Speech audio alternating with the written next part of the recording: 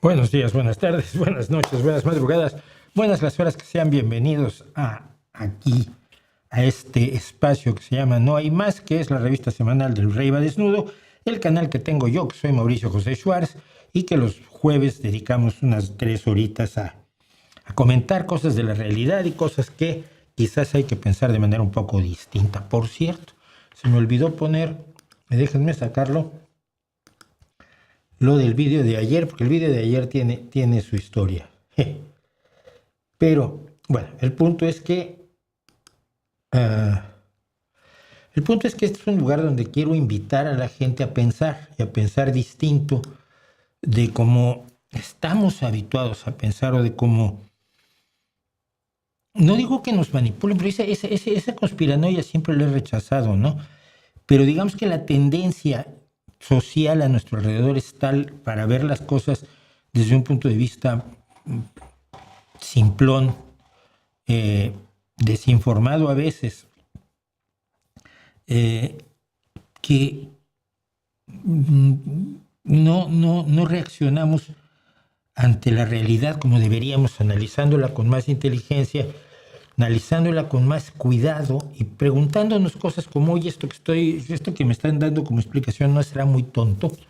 Es una posibilidad. Entonces, buena parte para lo que se creó esto y por lo que ha seguido esto durante 270 semanas ya, es pensar las cosas de manera distinta. Así que, pues, muchísimas gracias por acompañarme.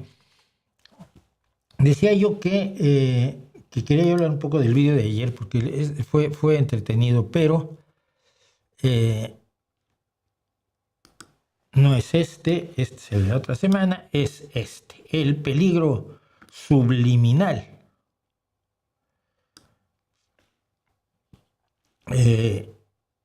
Yo había hablado en varias ocasiones, incluso en Cosas que Sabemos, y quizás de allí lo recordaban algunos, había hablado de la publicidad subliminal sobre todo, de los mensajes subliminales, del aprendizaje subliminal, pero sobre todo de los mensajes subliminales que mucha gente cree que están emitiendo constantemente los medios a nuestro alrededor y que como entran directamente en nuestro subconsciente, que es algo que la gente cree que tiene en la cabeza, aunque nunca se ha demostrado que lo tenga, pues que lo manipulan a uno y lo obligan a uno a hacer cosas que uno por sí mismo no querría hacerlas. Y es esta invitación, por un lado es la generación del miedo a ser manipulado y por otro lado esta invitación a sentirnos víctimas que nos resulta tan emocionante y tan interesante que no la cuestionamos. Los mensajes subliminales no existen, pero como me lo comentaron aquí y fui a darle una vuelta al asunto y a recorrer una antigua entrada que había hecho en mi viejo blog, El Retorno de los Charlatanes, ahora tengo un Substack, no lo olviden, pues fui a ver, no había yo hecho un vídeo aquí al respecto, aunque sí hicimos una Cosas que Sabemos, y entonces lo hice, pero descubrí que ahora los que venden charlatanería están vendiendo subliminales. ¿Qué es subliminal? Subliminales. Es como si vendieras rojos o azucarados, ¿no? Es decir, es un adjetivo sin sustantivo. Lo que hacen ellos es decirte que yo te voy a poner un vídeo de 1 hora con música de fondo y allí subliminalmente, sin que tú sepas, están ocultos unos mensajes para que seas más guapo. Sí, para que seas más alto, para que seas más simpático, para que ganes mucho dinero. Lógico, el dinero es una de las motivaciones fundamentales de las promesas vacías de los estafadores, para que ganes dinero, para que ligues como Frank Sinatra, para que te crezcan las piernas, para volverte rubio.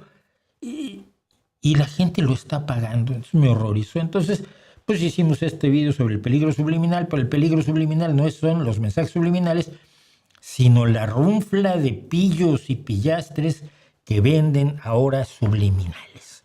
De manifestación para que manifiestes tus deseos, porque si los manifiestas correctamente, la realidad hará lo que tú quieras porque el universo conspira contigo.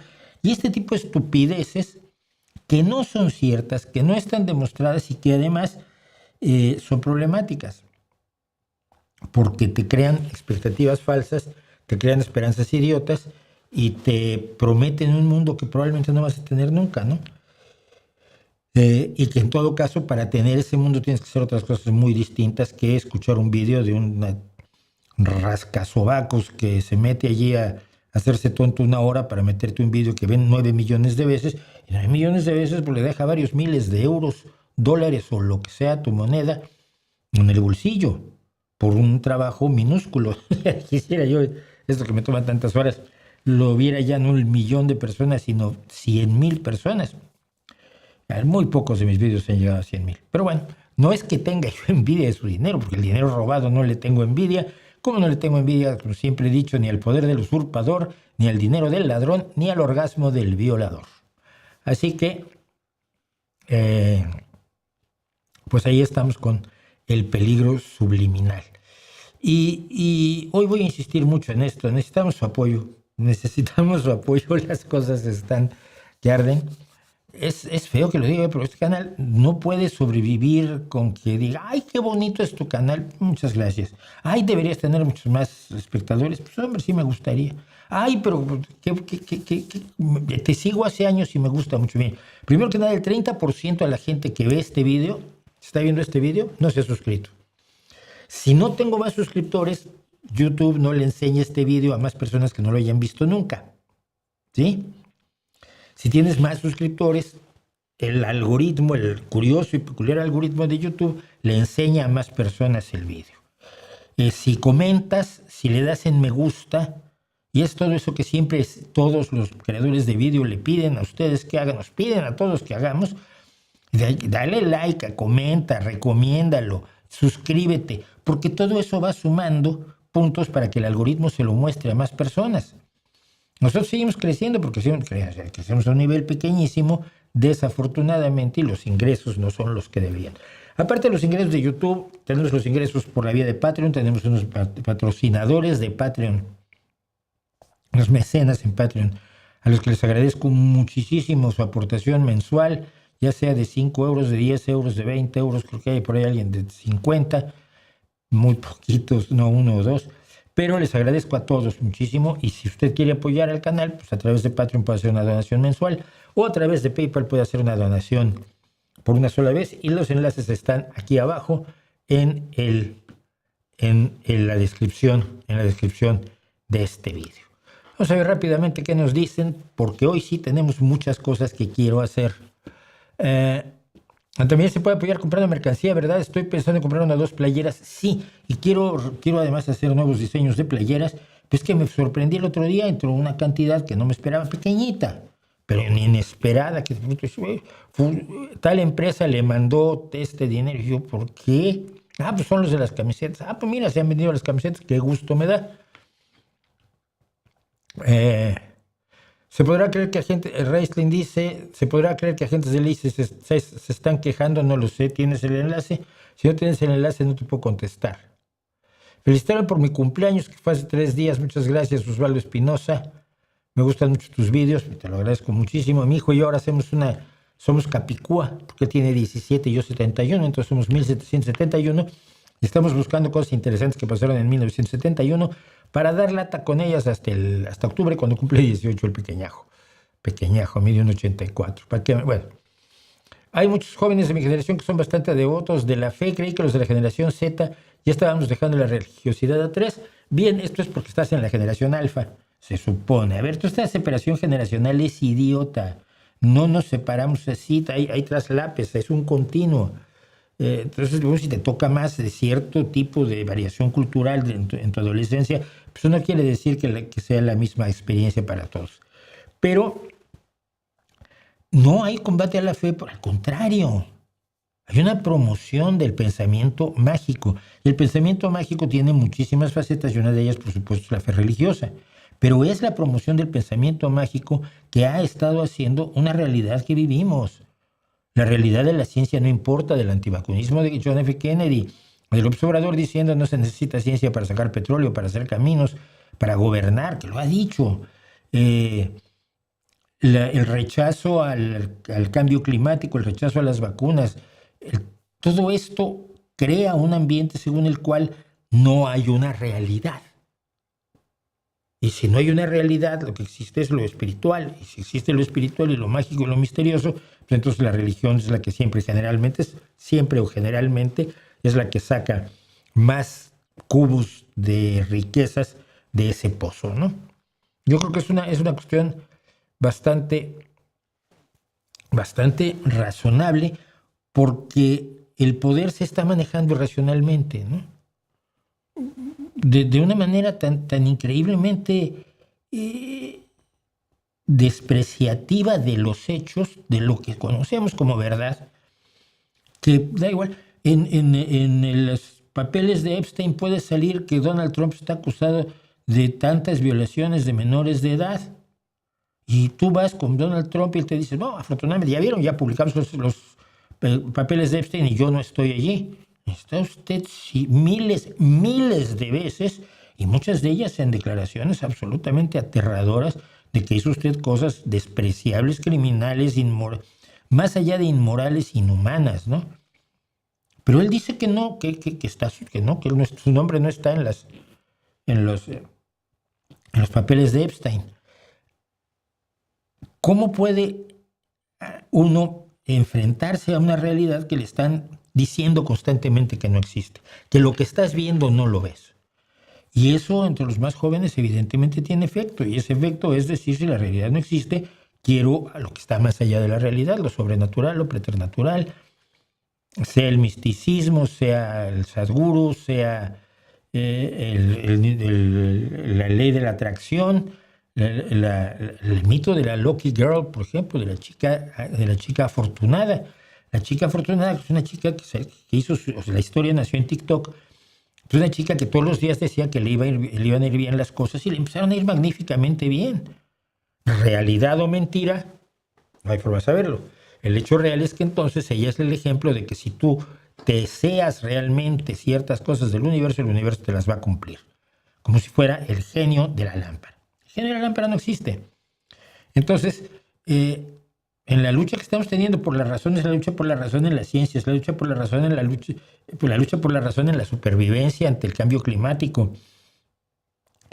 la lucha por la razón en política, la lucha por la razón en ciencia, la lucha por la razón en salud. La razón está bajo ataque y somos nosotros los únicos que la podemos defender, porque no puedes esperar que Feijóo, Abascal o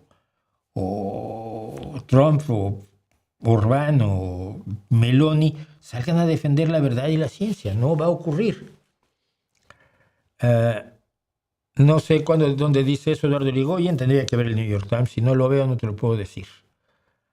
¿Hiciste algún video desmintiendo la desinformación conspiranoica acerca de ritos, canibalismo y excesos en las fiestas de Epstein? No, porque no sabía yo que había también eso aparte. Hice el video desmintiendo la desinformación respecto a los ritos, canibalismo y excesos de los demócratas cuando ocurrió el Pizzagate, cuando se produjo el desarrollo, la explosión de la conspiranoia de Q. Pero de esto de Epstein no tenía yo ni idea. Me parece insostenible la violencia que, dice Mónica Cepeda, me parece insostenible la violencia que se vive en México. Con esta matanza en el campo de fútbol de Salamanca dejó personas inocentes muertas. La violencia del narco no tiene límite. Estamos hablando de 100,000 personas al año. La mayoría son inocentes. ¿Opinas que es racista decir que alguien es la oveja negra o tiene el alma oscura? No. ¿Por qué? No todo lo que se refiere a la oscuridad o al color, a los colores oscuros, se refiere a la piel de una buena parte de la población humana. La oveja negra es el que sobresale, el que destaca. Tienes una manada de ovejas, tienes una oveja negra. Nunca ha habido ovejas rojas o azules o verdes, pero sí hay ovejas negras. Entonces, bueno, la que destaca es la oveja negra. Tiene el alma oscura porque es un alma sin luminosidad, porque es nocturna, porque es maligna, sórdida y sombría. ¿Y por qué tendría eso que ver con mi sobrina, que es de piel oscura, que es negra? No lo veo. Yo creo que quienes hacen ese tipo de análisis, por llamarles análisis, que es de una generosidad la mía absolutamente extraordinaria, quienes hacen este tipo de análisis lo que tienen es el racismo metido en la cabeza y en el corazón. ¿Por qué las cámaras de fotografía son negras? Por racismo. No, mira, te explico. Es que las cámaras eran negras para precisamente protegerlas de la luz cuando se utilizaban películas. Y tenías, hombre, película que no venían carretes, como ya me tocó a mí, sino que venían rollos que era muy difícil incluso instalar dentro de la cámara. Necesitabas una tela oscura y absolutamente opaca a la luz, y con las dos manos dentro ahí metías el carrete. Ay, pero ¿por qué iba a ser negra? ¿Por qué no era roja la tela? Porque se entraba la luz. Y así todo.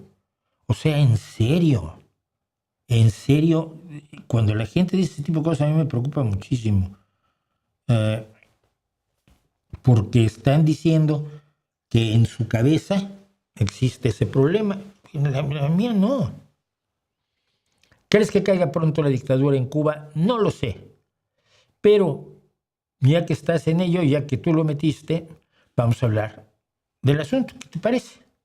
Escribí como saben ustedes, y lo he repetido y lo voy a repetir para invitarlos, porque estoy esperando ver la posibilidad de cobrar por el Substack, que no encuentro el letrero del Substack. Bueno, estoy en Substack, estoy publicando en Substack, y algunas de las cosas que publico allá, pues las estoy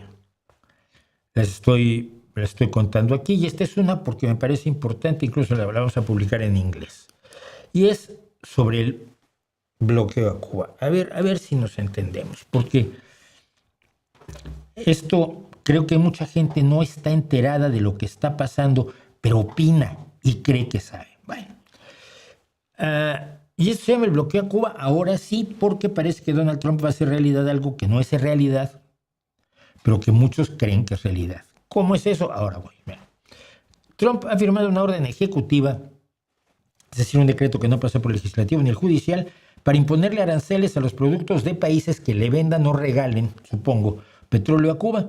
Sería un golpe durísimo para un país, para Cuba, que acumula 67 años de ineptitud brutal, caprichos, ineficacia, desidia, desorden e indolencia del Partido Comunista Cubano y sus líderes. Probablemente el Partido Comunista más inútil del mundo. Y mira que generalmente lo son, pero el de Cuba se va por otro lado. Y no meto al de Venezuela porque no es comunista. Pero bueno. Esta es La Habana Vieja en 2011. Yo la conocí más o menos igual en 1991 y 1992, las dos únicas veces que estuve en Cuba. Pero hago de cuenta que eran así. Ahora está igual, pero más pobre. Miren, como amigo de Cuba y de muchos buenos cubanos, muchos de ellos de izquierda, que se fueron de la isla al darse cuenta que la revolución había sido un cuento, yo llevo años explicando por qué el supuesto bloqueo no explica estas tribulaciones económicas de Cuba. En pocas palabras, Cuba puede comprar lo que quiera, pero no tiene dinero para comprarlo porque no tiene nada que vender. Según el Observatorio de la Complejidad Económica, estos son los países a los que Cuba ha exportado sus productos, esto es de 2024, por un total de $992 millones. No puede comerciar con nadie porque está bloqueada. Viene siempre un tarado y te lo dice rápidamente, generalmente con una camiseta del Che o martillo y Dios en la solapa. Comercio con España, con Alemania, con China, con Suiza, con Chipre, con Países Bajos, con Bélgica, Reino Unido, Macao, Hong Kong, Italia, Portugal, Francia, Canadá, Grecia, Eslovenia, Luxemburgo, Turquía, Japón, Taipei, Singapur y otros que son tan pequeños que no los alcanzo a leer. Les vende a quien se le da la gana por un total de $992 millones. Y este mismo Observatorio de la Complejidad Económica nos dice que estos son los países de los que Cuba importa cosas. No, Cuba no la dejan comprar en ningún lado, por eso necesita que Estados Unidos levante el bloqueo para comprar todo lo que necesita en Estados Unidos. ¿Por qué si lo compra en España? En Estados Unidos compra $519 millones al año. Bloqueada. Italia, Alemania, Bélgica, Países Bajos, Polonia, Francia, Canadá, República Dominicana, México, Costa Rica, China, Turquía, Brasil y un montón de países más. Portugal anda por ahí, Costa Rica y otros que son tan muy pequeñitos, pero si ustedes van al Observatorio de la Complejidad Económica, los van a ver. ¿Qué es lo que pasa? En realidad, lo importante aquí es notar que Cuba está comprando 3.730 millones de dólares en productos. A ver, si tú vendes 992 y vendes y compras 3.733, el gran misterio es de dónde sacas el dinero, la diferencia. Esto es un desequilibrio en la balanza comercial cubana y su desequilibrio económico es mucho mayor porque esto es solo el comercio internacional de productos, ni siquiera creo consideran servicios. Por las veces que yo he visto los datos de estos, no consideran servicios. Cuba no compra más porque no vende más y eso no es culpa del bloqueo. Todo esto lo he tratado de contar junto con mis amigos cubanos, pero no se lo suelen contar a la gente en América Latina porque desafía muchos relatos, muchas narrativas, muchos discursos y muchas tomas de posición política de distintos bandos, tanto de pro-castristas o pro-cubanos, pro-revolucionarios, digamos, como antirrevolucionarios, pero que tienen los intereses de mucha gente menos de los intereses del pueblo cubano, de la gente de a pie, de esos que son víctimas vocacionales porque no tienen más y se buscan la vida como pueden en un entorno donde hoy en Cuba se puede muy, muy poco. Y los invito a ver a la gente que logra sacar vídeos de Cuba, lo horrible que es la situación. Trataré de resumir. Fidel y el grupo que tomó el poder el 1 de enero de 1959, echando a un dictador sanguinario, brutal y vendido tanto a Estados Unidos como a la mafia que convirtió a la isla en casino y burdel, cortesía de Meyer Lansky y sus cómplices, gente de la mafia de Chicago, no tardaron en demostrar varias cosas. Primero, que este señor y toda su banda no tenían puta idea de economía. Segundo, que les importaba muy poquito saber de economía. Y tres, que mientras les fueran leales a la Unión Soviética, ésta les iba a invitar todo lo que pidieran del menú. Esto ocurría mientras además Cuba tenía una muy buena imagen entre la izquierda mundial y sobre todo entre la izquierda hispanoparlante, incluso entre la que no era marxista. A ver, Fidel había vencido a un dictador horrendo y de pronto Cuba tenía escuelas, decretó el fin del racismo, la igualdad de la mujer, salud para todos, con excelentes médicos y los mejores insumos del mundo soviético. Pero mire, hablemos de 1970. Los niños tenían zapatos, escuela y desayuno en una América Latina donde abundaban los niños sin zapatos, escuela ni desayuno. Lo que no es creíble es que esta imagen no se haya deteriorado mientras se han ido deteriorando el nivel de vida, las esperanzas de salud, los desayunos y todo lo que ha dejado de tener el pueblo cubano, que no lo ha dejado de tener el reputo Comité Central del Partido Comunista Cubano, por supuesto. Los gobiernos soviéticos mantuvieron a Cuba con inyecciones colosales de dinero, pagándole precios absolutamente fantásticos por el café, el azúcar, el ron, los cítricos y el tabaco para que los cubanos tuvieran que comer y ánimos para apoyar la revolución y hasta para comerse discursos de 8 horas de Fidel Castro. Cuba era el puesto estratégico de la Unión Soviética en la Guerra Fría a 90 millas de Estados Unidos, de la Florida. Y era clave en el proyecto de la Revolución Mundial que estuvo impulsando la Unión Soviética y lo fue hasta 1999, cuando la Unión Soviética implosionó y Fidel y su partido se vieron de pronto que no había quien iba a pagar las cuentas, pero las cuentas seguían creciendo. Descubrieron entonces que Cuba no producía nada más que materias primas. Es decir, su integración formal en el sueño industrial del marxismo había llevado al proletariado cubano a la posición envidiable de... No había llevado, al proletariado cubano a la posición de clase obrera, sino que mantenía las deficiencias del tercer mundo y la dependencia tecnológica absoluta, con algún intento industrializador que se desplomó rápidamente. No. Hasta ese momento el embargo tenía a Fidel, el embargo comenzó mucho antes. Hasta ese momento, en 1990, el embargo tenía sin cuidado a Fidel, al Partido Comunista y a todos sus amigos. Porque el embargo comercial no era un bloqueo. ¿Qué fue el bloqueo? Mire, En septiembre de 1962, Estados Unidos descubrió con fotos como esta de aviones espía que la Unión Soviética estaba construyendo en Cuba una base para el lanzamiento de misiles de largo y medio alcance, apuntados, por supuesto, al territorio de los Estados Unidos. Y de hecho ya habían llegado misiles nucleares a la isla. El 16 de octubre, por orden del presidente John F. Kennedy, se estableció un bloqueo naval, es decir, puso a sus barquitos rodeando los puertos cubanos para impedir que llegaran armas ofensivas soviéticas a Cuba. Eso es un bloqueo. Siguieron días de diplomacia secreta, de conversaciones y negociaciones con el mundo en vilo, un verdadero, si había un enfrentamiento, incluso en el bloqueo naval, si un barco se enfrentaba con otro, podía comenzar la guerra nuclear y adiós Nicanor, adiós todos, que hoy todavía nos podemos destruir y se está acabando, por cierto, un tratado nuclear de Estados Unidos con la Unión Soviética que ni Putin ni Trump quieren renovar. Finalmente, el 28 de octubre se levantó el bloqueo. La Unión Soviética retiró sus armas nucleares y punto. Ya, se acabó el bloqueo. No ha vuelto a haber bloqueo. Ahora vamos a hablar del embargo comercial.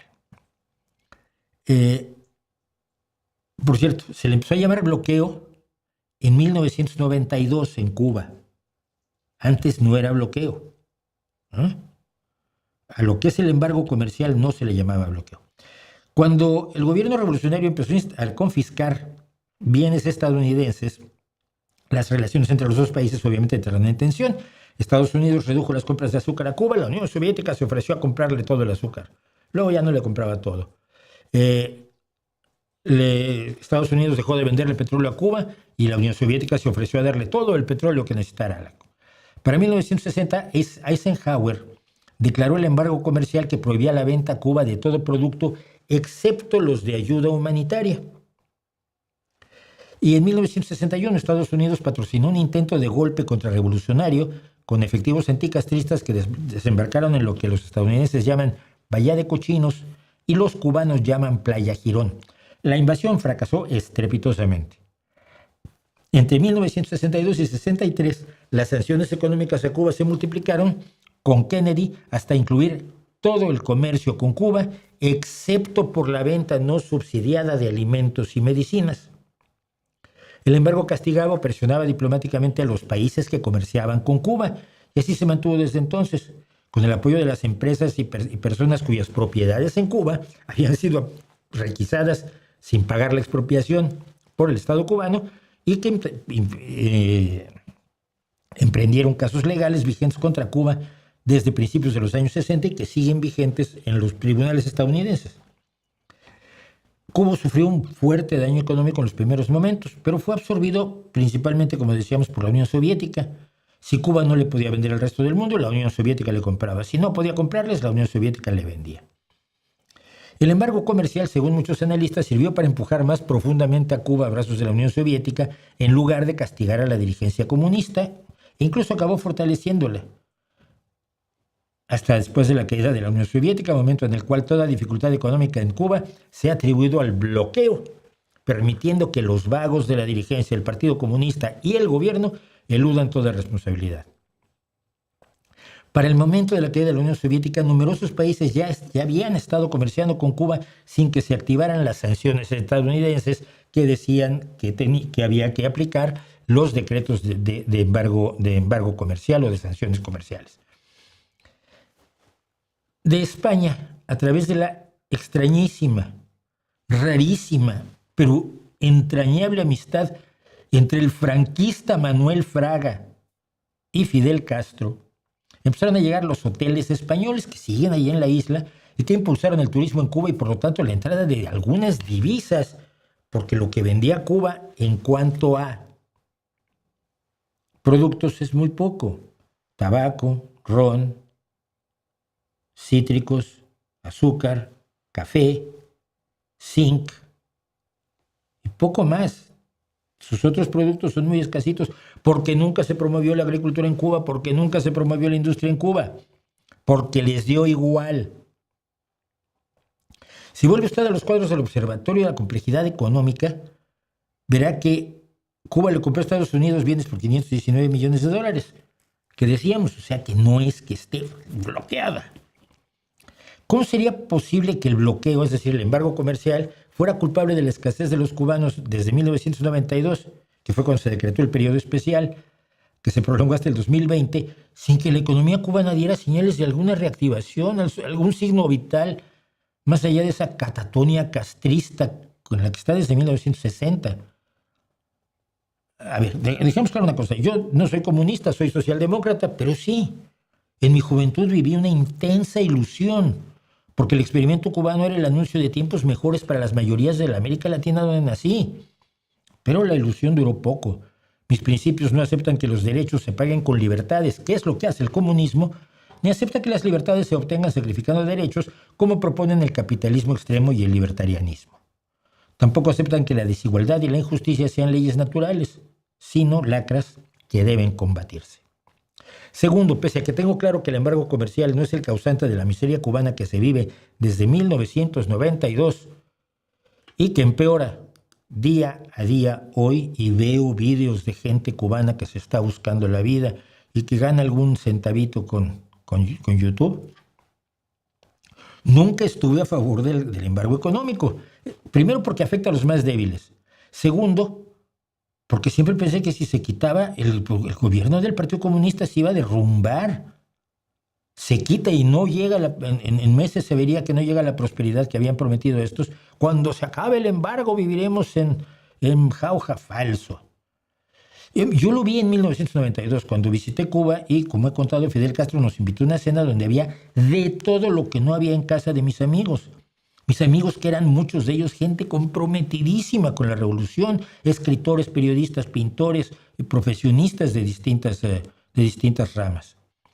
Llevo muchos años convencido que si los estadounidenses hubieran quitado el embargo, el gobierno revolucionario habría caído hace tiempo.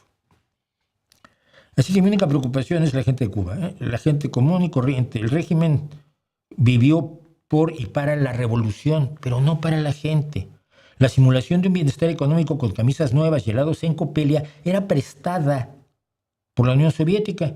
Y cuando el que pagaba las facturas, el tío Boris, desapareció, el gobierno cubano no supo qué hacer y sigue sin saberlo hacer, porque lo domina la lucha por el poder dentro del Comité Central del Partido Comunista, predomina mucho más allá que le interese, no, vamos a hacer algo para que esta gente no tenga hambre. Ahora México ha dicho que él va a mandar comida a Cuba. Es el colmo. Hay multitud de historias de terror de la economía cubana. La deforestación de árboles frutales y maderables para convertir el espacio en tierras agrícolas dedicadas al arroz. La obsoleta fábrica de lápices de Batabanó, que es histórica, la metida de pata, una de las metidas de pata más históricas del Che. La hibridación de vacas criollas cubanas con ganado Holstein. Es que así vamos a tener leche y carne al mismo tiempo. Creía Fidel que pensaba que sabía genética, no tenía puta idea. Esto provocó una escasez de leche crónica desde ese momento hasta hoy. La zafra de los 10 millones de toneladas de 1970, que produjo 8,5 millones de toneladas a un costo altísimo que generó una recesión económica a largo plazo. Luego Castro desmanteló la industria azucarera cubana. Hubo la idea de rodear La Habana en 1967 de cafetales y frutales que no prosperaron en esas condiciones, porque había que tener un agrónomo que te dijera, oye, esta especie no, esta variedad sí, y en esta tierra no, y en esta tierra sí. El gobierno cubano y el Partido Comunista cubano detrás de él nunca supieron ni quisieron impulsar la economía de Cuba. Tenían ocurrencias que querían convertir en realidades a fuerza de entusiasmo, como cualquier líder autoritario. Piensen en Trump, piensen en AMLO. Y sus sucesores no han demostrado interés en cambiar las cosas. Para dejar claro que no es una cuestión ideológica, podemos ver cómo Vietnam, que fue un país destrozado, bombardeado, defoliado, aterrorizado en una guerra de 1955 a 1975, los horrores cometidos en esos 20 años, primero por Francia, luego por Estados Unidos, son aterradores. Y desde 1975, cuando ganó la guerra de Vietnam, fue sometido a un embargo comercial tan estricto o mayor al que se le impuso a Cuba. Vietnam sufrió las consecuencias del embargo, una gravísima crisis económica de 11 años, lógica, pero desde 1986 hasta 1994 había conseguido poner en pie una economía medianamente funcional. 20 años. En el 94 Bill Clinton pidió levantar el embargo a Vietnam porque había inversionistas que querían meter dinero en Vietnam. Cuba lleva 67 años. ¿Cómo sobrevive Cuba? Con las remesas de los que están afuera, incluidos mis amigos, que le mandan a sus familias porque no pueden salir las familias completas. Sobrevive con el alquiler de médicos y con el petróleo gratis que le daban Venezuela y ahora le da México. En Cuba viven hoy menos de 10 millones de personas. Fuera de Cuba viven 3 millones de cubanos. Y sí, los que en los años 60 se fueron, pues eran gente de la burguesía y aliados de la mafia y del gobierno y grandes terratenientes y gente rica, feliz con la dictadura y que les quitaron sus cosas, se fueron y son los llamados gusanos. Pero desde 1991 las motivaciones económicas y la búsqueda de libertad han sido mucho más importantes que el disenso político o el "ay, me quitaron mi granja". Una gran cantidad de esos cubanos trasterrados envía dinero a sus familiares que aún viven en Cuba. ¿Cuánto? En 2023 se calculaba que entre 1.900 millones y 2.000 millones de dólares. Ahí está una de las fuentes de ingresos que ayudan a equilibrar la balanza comercial cubana. Esas remesas en un país donde el Estado es el único que produce, el único vendedor, ¿dónde acaban las remesas que le mandas tú a tu familia? Pues en las arcas públicas, tarde o temprano.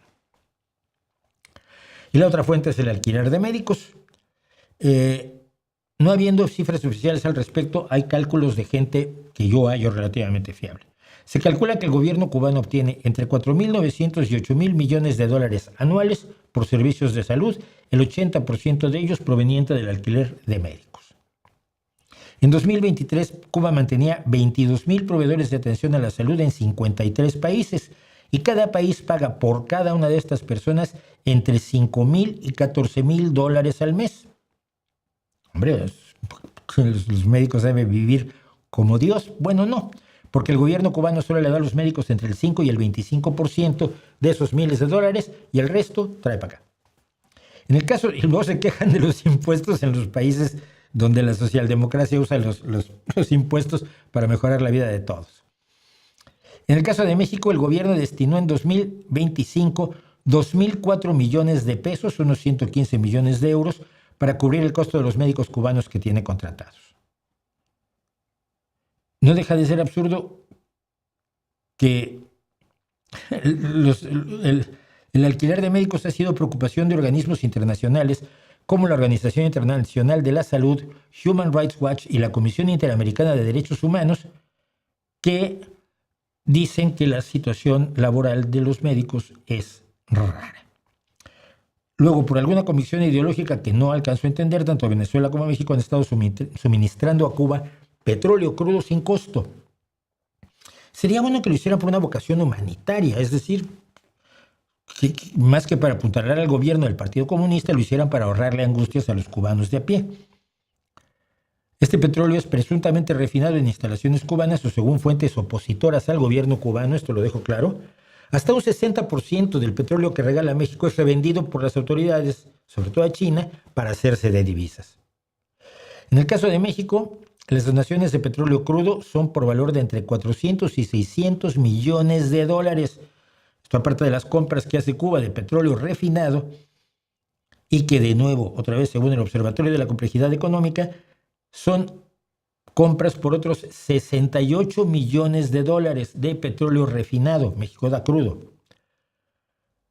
Según la orden ejecutiva de Trump, los productos de los países que le vendan a Cuba petróleo, Italia, Bélgica, España, Colombia, Perú, Estados Unidos, wow, Francia, Alemania, Lituania, China, México, Países Bajos, más los que les den el crudo,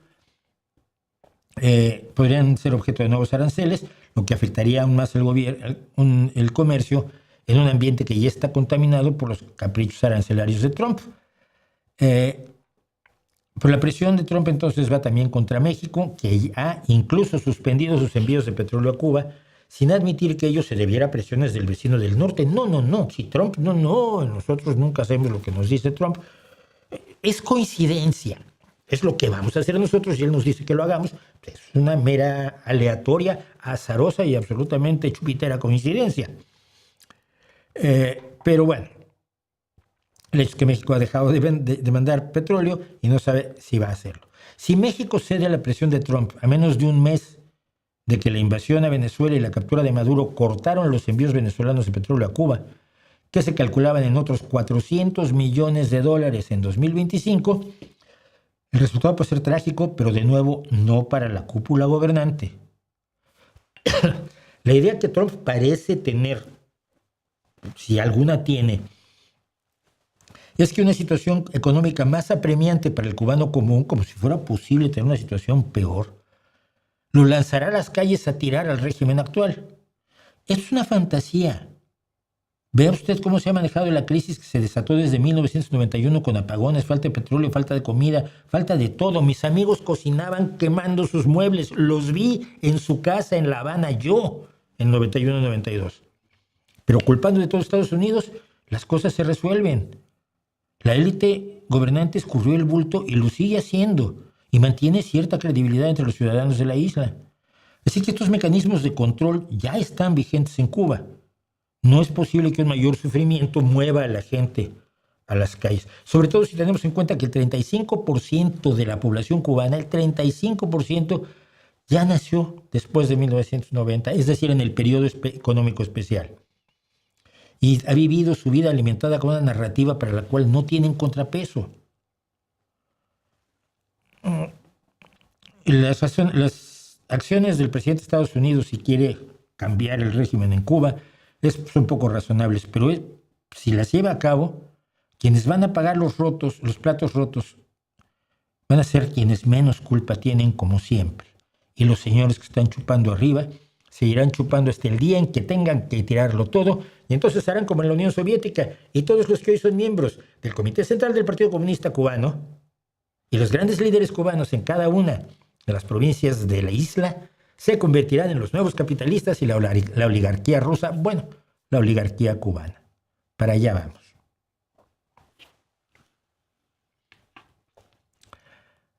Bueno, ¿qué más me dicen? Hay un montón de cosas que me estoy... respuestas y caerá pronto la dictadura en Cuba. ¿Qué opina del satanismo de Antón Sandor Levey? Pues era una broma, ¿no? Era un chiste para fingirte rebelde, no era satanismo de verdad. ¿Cómo se encuentra Fito? Buscándolo. Buscándolo lo encuentras bien, fácil.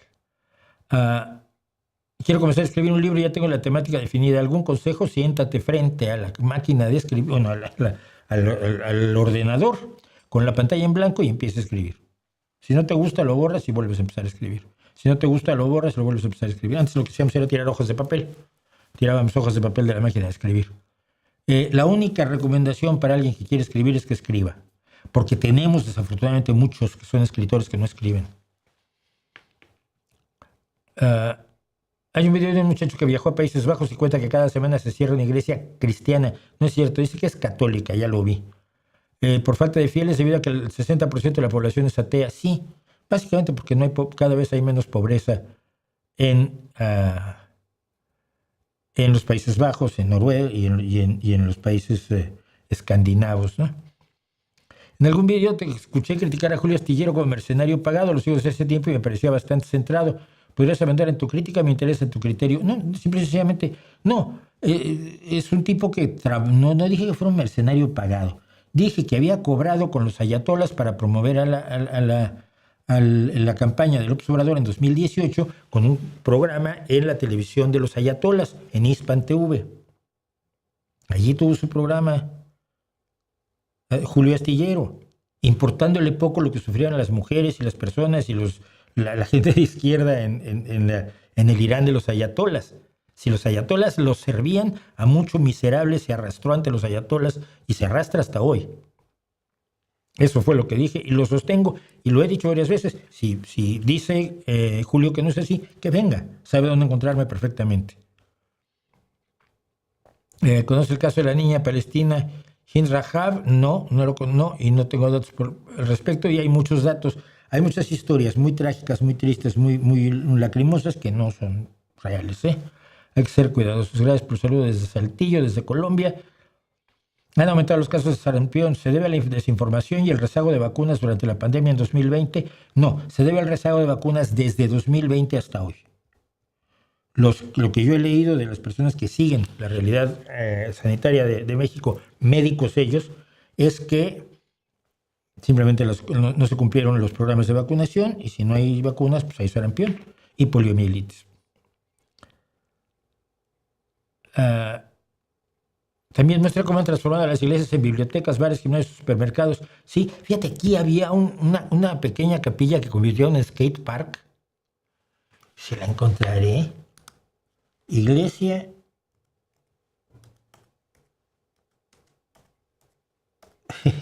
Porque esa me caía muy bien. Una iglesia que se convirtió en skate park.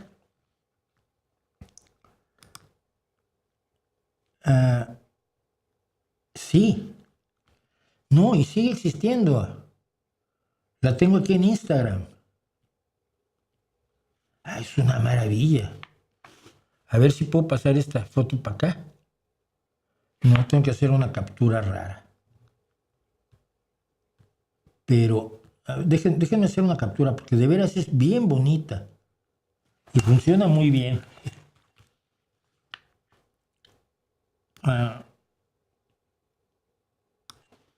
Ya, recortamos allí. Ponemos aquí.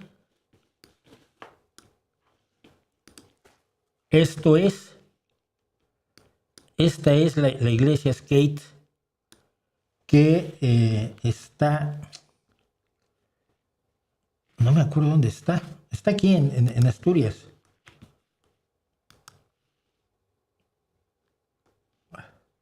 Templo al arte urbano en Asturias.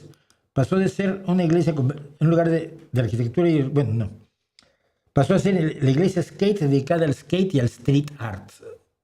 Está muy bien.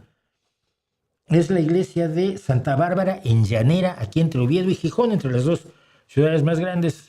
Gijón es la más grande y Oviedo es la capital, no le gusta ser la más pequeña. Y allí en Llanera está este skate, la iglesia skate, que es genial. Obviamente la pintura es original, pero toda la arquitectura se ha respetado. Me cae muy bien la iglesia skate que tenemos. ¿Qué herramientas Tao utiliza en su trabajo de traductor? ¿Qué son las herramientas Tao? Yo utilizo 3 memorias de traducción, tres traducciones de máquina que consulto con cierta frecuencia. Lingui, no. Sí, creo que es Lingui. El traductor de Microsoft y el traductor de Google son bastante malos.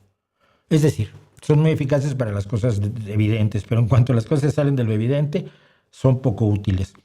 Y la inteligencia artificial, prefiero las máquinas de traducción que tienen otra lógica distinta, son muy anteriores y que están bastante refinadas, pero a la hora de los golpes necesitas meter mano.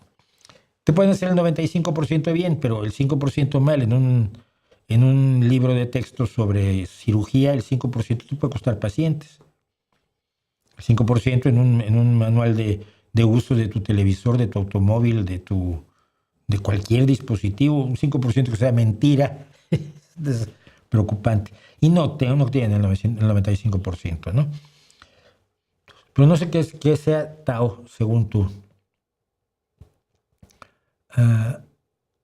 Gracias, Antonio Grael. ¿Compartir una lista de libros que consideres indispensables por ser una biblioteca personal? No, porque creo que cada quien... Los libros son como la ropa. Yo no te puedo decir qué fondo de armario necesitas tú para tu ropa. ¿En qué mundo vives? ¿En qué te desarrollas? Bueno, si trabajas eres corredor de bolsa, pues te voy a recomendar trajes y corbatas. Pero si te dedicas a la ganadería, pues te voy a recomendar otro tipo de ropa distinta, ¿no? Y si eres surfista, pues pasamos al neopreno. Entonces, los libros no son esa idea de que hay libros para todo el mundo y que todo el mundo tiene que haber leído. Yo a veces no estoy tan seguro de ella, ¿no? Todo el mundo tiene que buscar sus libros, los que le hablen a él. ¿Cuál es la música que todo el mundo debería escuchar? Pues no lo sé. Es que hay que escuchar a Bach, ya, pero no puedes escuchar a todo Bach. Entonces a veces vas por la calle y oyes, está muy bien que es Bach. Sí, pero ¿qué de Bach es? No, pues es que es el segundo concierto de Brandenburgo. ¡Qué bonito! Ese sí lo quiero. Y lo volveré a oír. O volveré a oír el aire sobre la cuerda de sol. Pero no voy a oírme todo Bach. Entonces, cuidado con eso. Yo paso de eso, ¿eh? Gracias, Pablo Eduardo. Quiñones debe ser. Repórtese con el like, carajo. Oye, Rafael, es suavecito. Está muy mal hablado últimamente. En Argentina he notado que la gente cree menos en la democracia y ya casi nadie vota por los partidos principales, no convence. ¿Qué opinan al respecto? Que es una tragedia. Evidentemente, porque todas las opciones a la democracia son peores. De eso vamos a seguir hablando mucho tiempo y muchos años. ¿Tuviste algún cargo o actividad durante la jefatura de gobierno del ingeniero Cárdenas en la Ciudad de México? No. Tuve un cargo no pagado. Yo nunca he cobrado por hacer política. Yo fui asesor de comunicación de Cárdenas, uno de los muchísimos asesores de comunicación de Cárdenas desde 1994. Y en la jefatura de gobierno de Cárdenas me pidieron que si podía yo ser presidente del comité de seguridad de mi barrio. Mi barrio era la Roma Condesa, en la Cuauhtémoc. Y como tal, mi función era llevar las inquietudes ciudadanas respecto a seguridad en aquel momento, estoy atorado, lo que en aquel momento era la delegación Cuauhtémoc, que ahora es un municipio. Y entonces íbamos a hablar de los problemas de seguridad para irlos resolviendo, ¿no? Fue cuando la intención de los policías de bicicleta, fue cuando ibas con los policías y les decías, pues es que ahora nosotros somos los jefes, ¿no? Y ustedes ya no. Yo no tenía ningún puesto, pero yo, digamos que llevaba la voz de la gente al municipio, a la delegación. Oiga, mire, pues resulta que tenemos un pequeño problema, que en el puente tal, a las 6 de la tarde se están instalando dos chavales a asaltar gente. ¿Me puedes mandar a la policía, por favor? Y ese tipo de cosas, pero no, cobrar no. No, yo no vivo de la política, gracias. Y sí lo hice. Por cierto, me acuerdo que algún día me obligaron a dar un discurso y dije cosas que no gustaron. Es que la boca a mí siempre me mete en líos, incluso con los míos. Porque que sean los míos no los hace impunes. Gracias por el cumpleaños. Felicitaciones del cumpleaños. No me enteré. ¿Para qué? ¿Cree que sea posible llegar a una terapia en psicología clínica basada enteramente en evidencias? Yo espero que sí. Del 1 al 10, ¿cuál es su apoyo actual al gobierno del presidente de gobierno? Al español, 10. Con desacuerdos, pero 10. Podría contar lo que fue la primavera árabe otro día. Jonathan está leyendo No por Dios, que mucho de lo que he dicho, sí, mucho de lo que digo está en el libro, y dice que es el segundo después del libro de Hanna-Barbera, de Tom y Jerry a las supernenas. ¿Cómo me divertí yo haciendo ese libro? Bueno, vamos a hacer una cosita rápida con esta zunzuneada. Esto no era así.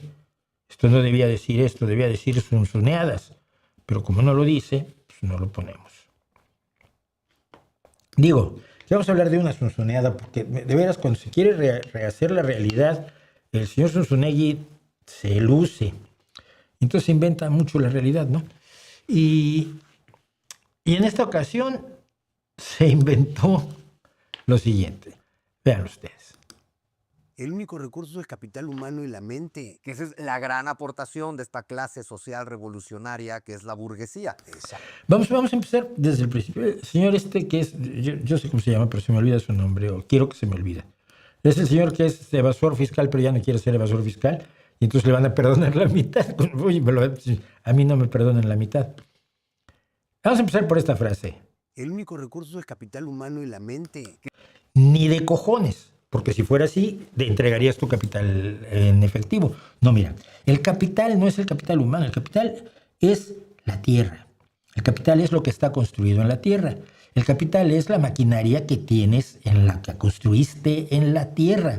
El capital es la tienda, el capital es la estantería de la tienda, el capital es la iluminación de la tienda. Todo eso forma lo que se llama bienes de capital. Sobre todo los bienes de capital se llama a los que fabrican otros bienes de capital. Bien. Sin todo eso, el capital humano se pone una mano encima de la otra y dice, no hay nada que hacer. La mente es valiosísima, pero si tú quieres escribir necesitas pluma y papel. Esos son tu capital. Esta babosada espiritualoide. Ay, el único es el capital humano. Tú, bueno, que lo digas tú te lo creo, pero este que viene simplemente a revisar si tiene limpios los zapatos y si no, con la lengua le damos un poco, dice. Es la gran aportación de esta clase social revolucionaria que es la burguesía. La clase social revolucionaria era la burguesía, hombre. Sí, la Revolución Francesa la hicieron los burgueses cuando marcharon sobre la Bastilla y luego cuando atacaron. No, no eran los burgueses. Los burgueses estaban atrás empujando a algunos porque querían quitarse a la monarquía, pero no porque quisieran el bien de aquellas personas que no tenían pan. Por cierto, María Antonieta nunca dijo que coman pasteles. Pero la actitud era que coman pasteles. La actitud era que a la monarquía se la soplaba el hecho de que la gente tuviera hambre. Y los que hicieron la revolución fueron los que tenían hambre. Y una vez que la burguesía tuvo el poder, pues ya la revolución no la han estado haciendo desde entonces, fíjate. Y como yo no soy amigo de las revoluciones, pues lo que hay que hacer es arrancarle a la burguesía por medio de movilizaciones populares todo lo que se le ha arrancado, el horario, el día de 8 horas, el día de la jornada de 6 días, las vacaciones pagadas, las pensiones, la seguridad laboral, los derechos al trabajo, los sindicatos, todo eso no lo ha hecho la revolución. Es que lo de la revolucionaria burguesía me dejó frito. Pero vamos, ya que te empujan, el otro va. Que dice, vamos a hacer una revolución acá en la mente. Eso es, la burguesía hizo la revolución en la mente, en la mente. Oye, pero si murió un montón de gente, ¿cómo fue? El poder de la mente, ¿sí? Como si, sí, como Darth Vader que te ahorca a distancia, ¿no? Pero la gente que se murió fue con el poder de la mente. Dios mío. Para producir cosas que nunca habíamos producido. Por eso... No vayas tan rápido, ahí sí vas muy, muy rápido. Para producir cosas que nunca habíamos producido, tuvimos la revolución científica con la revolución tecnológica. Pero quienes inventaron esas cosas que nunca se habían producido, quienes pusieron las bases para generar la riqueza de la revolución industrial, no fueron los burgueses. Fueron los científicos, fueron los tecnólogos, fueron aquellos que se liberaron gracias al pensamiento ilustrado para poder desarrollarse y generar algo que hoy llamamos progreso. Porque se inventó la idea del descubrimiento y ahora estoy precisamente leyendo sobre la idea del descubrimiento. Pero no fueron los grandes financistas, los dueños, la aristocracia reconvertida en burguesía que tenía barcos para comerciar por el mundo. Ellos inventaban mejores velas y mejores barcos. No jodas, hombre. Lee un poco de historia. Ser liberales y neoliberales y ultraliberales, porque es exactamente la libertad de la mente lo que permite la innovación y la creatividad. ¿Qué tiene que ver una cosa con la otra? El neoliberalismo es el dejar que ustedes, los ricos, hagan lo que se les dé la gana sin que los que no somos ricos podamos ni defendernos. ¿Cómo te da eso libertad? Ah, ahora te lo explicas soñando. Bueno, y que es el único lugar donde eres realmente libre, en la mente. Claro. Ahí reside. Ay, claro. Ay, sí, ahí reside la libertad. Mira, yo soy dueño de 52 esclavos y 36 esclavas. Pero son libres. ¿Por qué? Porque son libres en su mente. Ellos pueden soñar con campos por los que pueden correr sin cadenas. Pueden soñar con tener hijas a las que no vaya yo a violar antes de venderlas. Pueden soñar. Ay, pueden soñar todas las cosas bonitas que quieran. Es la libertad de la mente. Ahí reside la libertad.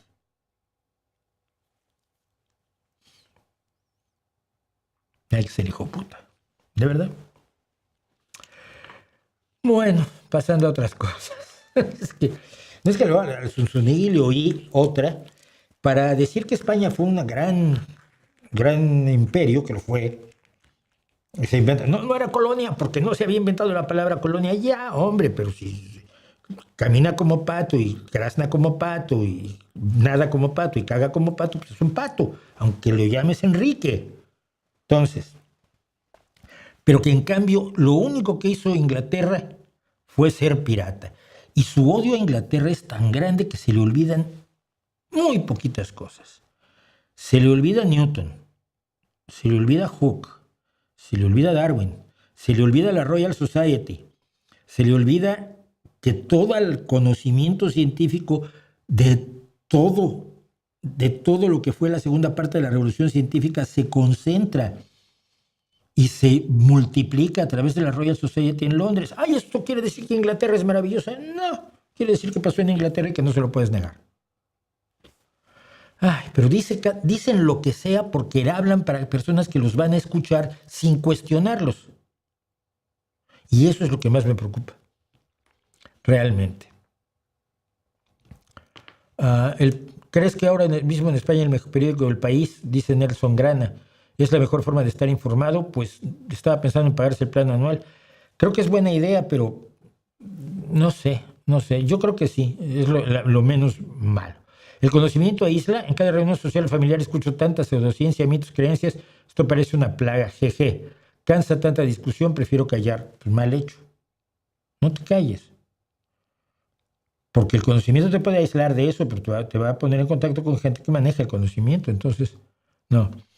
¿En serio crees que el pensamiento filosófico es equivalente a la alquimia y que nada se perdería y se desaparecieran, por ejemplo, las obras de Hegel? Son dos preguntas distintas. El pensamiento filosófico es equivalente a la alquimia. Déjame una cosa clara, Augusto Guzmán, 9510, por favor. ¿Cuál es la diferencia entre el pensamiento, lo que pienso yo, por ejemplo, que soy un pobre diablo, y el pensamiento filosófico, pensamiento de un filósofo? ¿Qué hace diferentes mis valoraciones de las valoraciones filosóficas? Si me lo explicas, a partir de ahí ya te puedo dar una respuesta. Y me comprometo a dártela, Ahora, nada se perdería si desaparecen las obras de Hegel. Se desaparecerían algunas especialidades para filósofos que viven reinterpretando a Hegel todavía y por eso cobran en las universidades, pero no creo que la humanidad como tal perdería nada. ¿Por qué? Porque lo que dijo Hegel era falso. Ni la fenomenología, y vamos a hablar de la epistemología de Hegel al rato, ni la fenomenología de Hegel es una descripción efectiva de la realidad, ni su descripción de la dialéctica es una descripción efectiva de la realidad. Nada es real. ¿Por qué tiene valor? Mejor explícame tú por qué tiene valor. ¿Viste cómo Petro manejó a Trump? Sí, eso lo aplaudí enormemente, lo dije en Twitter. Petro ha descubierto lo mismo que ya descubrió Zoran Mamdani, que ya han descubierto muchos otros. Otro que lo hace también tragando sapos es Macron. Si tú alimentas el ego de Trump, lo puedes manipular. Le das por su lado y le dices que es grandioso y maravilloso y le das una medalla de oro y haces con él lo que se te dé la gana. Y lo hizo muy bien Petro, me parece que lo hizo muy, muy bien. Bueno, como cubano les digo y les puedo decir, los barrios a donde pueden ir y ver la pobreza de los niños que se quedan sin desayuno, incluso hacen cosas horribles por sobrevivir, lo sé. Todo el que habla bien del gobierno cubano le doy esos datos para que vean con sus propios ojos los horrores de Cuba, pero sé que la mayoría no lo hace porque defienden ideología, no al pueblo. Y ese es el problema. El Partido Comunista Cubano está al servicio de la revolución, no de los niños. Y yo ya empecé a ver niños sin zapatos en el 92, imagínate.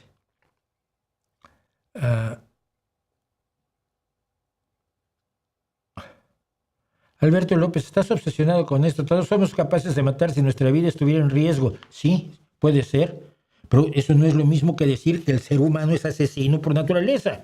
Dice que yo manipulo al decir cuántos has matado. Sí, si me dices que somos asesinos por naturaleza, y hay 10 personas, la mitad de ellos tienen que haber asesinado. Si me dices que somos maratonistas por naturaleza, en una reunión de 10 personas tienen que haber corrido un maratón. Si dices que somos cazadores de perdices por naturaleza, en una reunión de 10, 5 personas tienen que haber ido a cazar perdices. Porque si no, la afirmación no es cierta. Es una vaguedad y es una falsedad. El que potencialmente todos podamos correr una maratón no nos hace una especie de maratonistas. Y el que potencialmente todos un día con el coche podemos atropellar a alguien y ya lo matamos y todos podemos matar, no nos vuelve una especie de asesinos como quieren los misántropos con los que lidiamos todos los putos días.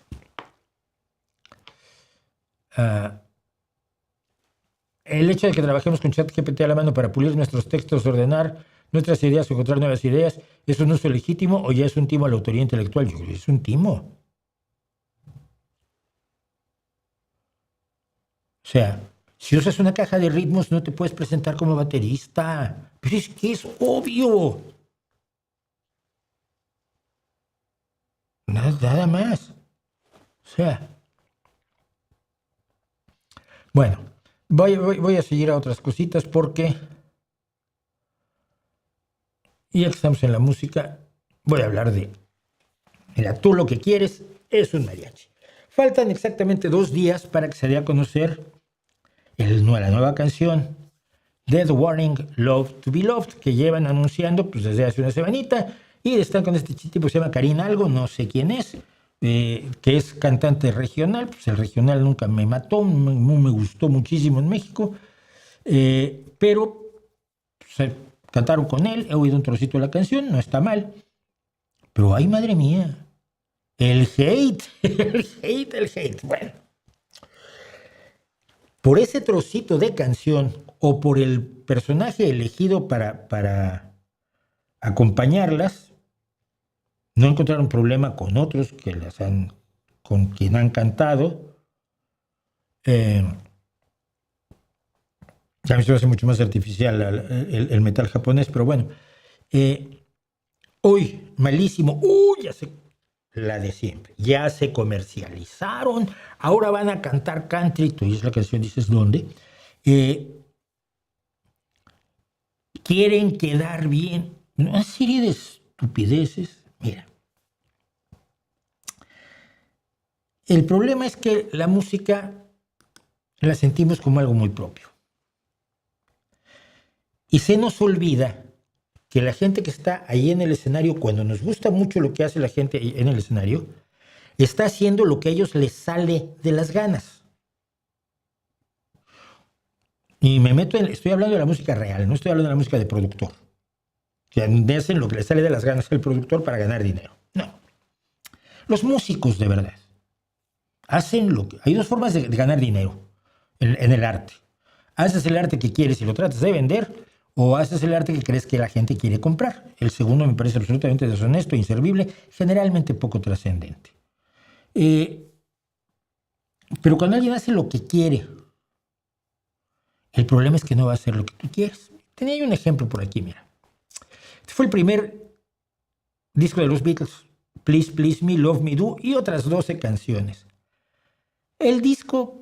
Pues es un disco comercialito de lo que era la época y de, vamos, conseguimos un contrato, date de santos. Bien. Lo que media entre ese disco y Rubber Soul, que es 2 años después, es un mundo. Ya por ese entonces, me acuerdo vagamente, hubo gente que estaba muy molesta porque los Beatles no hacían lo que ellos querían. Es decir, lo que habían hecho en Please Please Me. Estaban haciendo cosas raras como Norwegian Wood. Que está una guitarra acústica, ¿quién ha visto eso? Muy mal los Beatles, porque ya estaban buscando otra cosa, seguramente con alguna mala intención, porque ya no están haciendo lo que yo quiero. Luego hicieron Sgt. Peppers, y ahí sí dices, a ver, no, mira, esto de un día en la vida, ya no suena el rock and rollito de Please, love me do, que era cuando eran todavía, pues básicamente de tres acordes, aunque ya tenían sus cosas. Pero un día en la vida, Being for the Benefit of Mr. Kite, no jodas. Y luego, por supuesto, cuando llegas y haces ya algo como Abbey Road, te estás burlando de la gente. Tus viejos fans te odian. No eres quien debías seguir siendo. Esto no es novedad, ¿eh? Esto le pasó a bands como Rush. Lo que hay de Fly By Night a Moving Pictures o a Roll the Bones, que fue curiosamente con el disco con el que yo conocí a Rush, fíjate. Roll the Bones, con la canción Roll the Bones, que me pareció absolutamente alucinante. Que pasaron por una época en la que hacían cosas medio disco y hacían cosas medio... Hacían lo que se les daba la gana, porque tú como músico tienes que hacer lo que se te da la gana o no eres músico. Eres intérprete de las ideas comerciales de otro. Queen. Del Queen original, del primer disco, a el Queen de Jazz, que es un disco que a mí me encantó, o a Innuendo, que es un disco muy potente, muy profundo, muy fuerte. Se hace ya, sabiendo que Freddie está condenado a morir. Y la última canción es The Show Must Go On. Es una canción de una seriedad muy superior a los desmadres de música de fantasía y heroica que hacían en Queen 1. Cuando te molesta mucho que una banda que sientes tuya, que lo que ha hecho te gusta, pueda cambiar, tú lo que quieres no es rock. Tú lo que quieres es un mariachi o un trío de boleros. Y te voy a explicar por qué. Si tú vas hoy a un bar en México donde hay un trío de boleros, sabes exactamente lo que te van a cantar. Incluso si cantan boleros que no conoces, son boleros. Son todos con la misma estructura, la estructura del bolero. El bolero ya muy moderno, como el de Sergio Esquivel, lo rechazaron muchos, no lo olvide usted. Pero bolero, no, que te canten las clásicas del bolero. Con el trío o el cuarteto, ya si metes uno con maracas. Y ya sabes más o menos que los solos del requinto van a ser solos de bolero, como todos los solos de bolero que se han hecho los últimos 80 años. O el mariachi. Pero te voy a decir, el mariachi con cosas. Porque hay gente que se enojó muchísimo cuando el mariachi original de arriba, que como ustedes ven, en vez de guitarrón tenía un contrabajo, que por ahí atrás debería tener un arpa grande y tenía muchos violines y muchas guitarras, se convirtió en lo de abajo, que lo convirtió el cine mexicano, porque le puso trompetas y las trompetas desvirtuaban completamente el verdadero espíritu originario del mariachi. ¿Cómo que trompetas y guitarrón? Un poquito más fácil de cargar y un poquito más fácil de tocar que el contrabajo. Lo que tú quieres es un mariachi o un trío de boleros. Quieres un tipo de música repetida hasta el infinito, que acaricie tu sentido de la nostalgia, tu tibieza del inmovilismo, tu estar en casa con mantita, un chocolatito o un whisky, sin moverte y que te den aquello a lo que ya estás acostumbrado. Mi mamá no hacía así la sopa de lentejas. Gran tragedia. Oye, pero esta sopa de lentejas es distinta. No, mi mamá no la hacía así. Yo quiero la sopa de lentejas de mi mamá.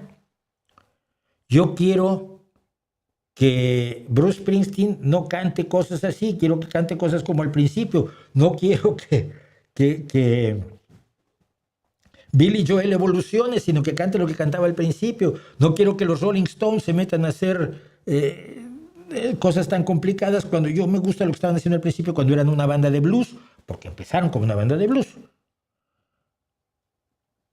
Lo que tú quieres es un mariachi. No te vayas al rock. Olvídate de The Warning. Pero olvídate de The Warning y olvídate de lo que está ocurriendo hoy en el rock, ¿eh? Ay, ayer descubrí ahí un grupazo. Radio Free Alice, unos australianos formados en 2020, espectaculares. Espectacular. Estoy en Spotify oyendo novedades de rock y de pronto dije, ¿y esto qué es? La mayoría de las cosas son normalitas. The Warning tiene una trayectoria en la que nada ha sido parecido a lo anterior, por suerte. Luego te acostumbras a él y entonces lo metes a todo como si fuera igual, como si 20th Century Blood y ¿cómo se llama? La reina Queen of the Murder Scene y Error y Keep Me Fed fueran lo mismo, como si fueran una cosa junta. Cuando Keep Me Fed está a años luz de 21st Century Blood, y es lógico porque hay una evolución musical, porque hay una evolución empresarial incluso, porque hay una evolución estética, porque hay una evolución de edades, de madurez, de exponerte a una serie estímulos que no tenías cuando tenías 13 años, que tenía Paulina, y ahora tiene 23, 24, hijo mío, que han cambiado las cosas y acuérdate cómo cambiaste tú de esa edad a esa otra. Pero lo que está pidiendo ya el imbecilaje es que hagan otro disco que encaje con esos anteriores 4 discos, no vayan a ser demasiado nuevas porque entonces se han vendido, que quieren quedar bien, es que quieren el pop, es que las mismas blandengues, tonterías que hemos escuchado respecto de todas las bandas que tienen éxito y que por desgracia tú conociste antes de que tuvieran éxito. Que es el caso de The Warning. Repito yo, fue en 2007 cuando lancé aquel tuit de tienen todo para ser leyendas del rock. Es que de música sé algo.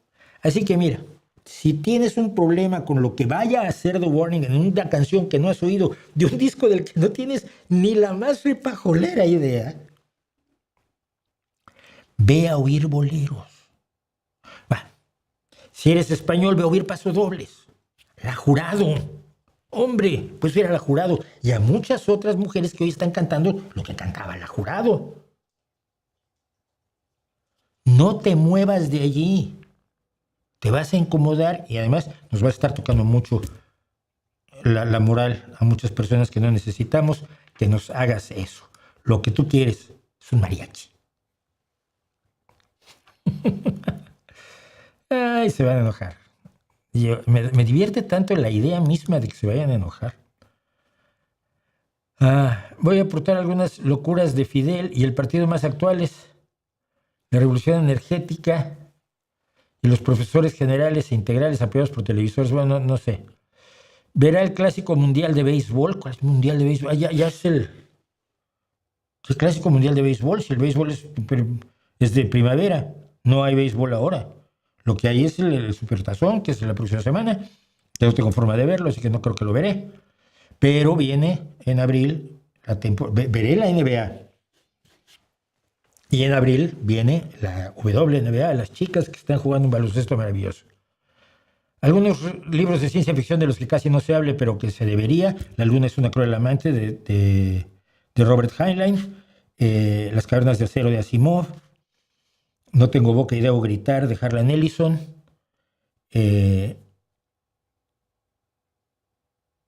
También de Heinlein, Tiempo para amar. Un camino a casa es una colección de cuentos maravillosa de Theodore Sturgeon. Un gran olvidado Theodore Sturgeon. Si te interesa la cuestión de guerra y mercenarios tipo los espartanos, está todo el ciclo de los Dorsae de Gordon Dixon, que fue un buen amigo mío, los cuentos de Mac Reynolds sobre ciencia ficción económica, El día del robot, que es un gran libro. Estoy diciendo los que recuerdo yo con cariño, ya ni recuerdo si son buenos o malos, son que recuerdo con mucho cariño y que me enseñaron mucho como cuentista, sobre todo los de cuentos de Sturgeon, de Harlan Ellison, me enseñaron muchísimo. Por ahí me iría yo, por ejemplo, por decirte algo. Todo esto es de hace un siglo, no de hace un siglo, pero del siglo pasado, porque yo dejé de leer ciencia ficción más o menos en 1985, por ahí. Entonces de lo nuevo no tengo mucha idea, ¿no? Y de cuentistas lea Fred Brown. Si te interesa el cuento, lea Frederick Brown. Las pesadillas y Guisenstacks, por ejemplo, serían uno de los que yo recomendaría, sobre todo. La pesadilla en gris, la recuerdo especialmente, fíjate. Y un tipo que era también de Fred Brown, un libro que tiene probablemente uno de los mejores títulos que yo he conocido en mi vida, que se llama Las luces en el cielo son estrellas. The lights in the sky are stars, de Fred Brown. Y de Harry Harrison puedes leerte los libros de aventuras, son aventuras de space opera, de La rata de acero inoxidable.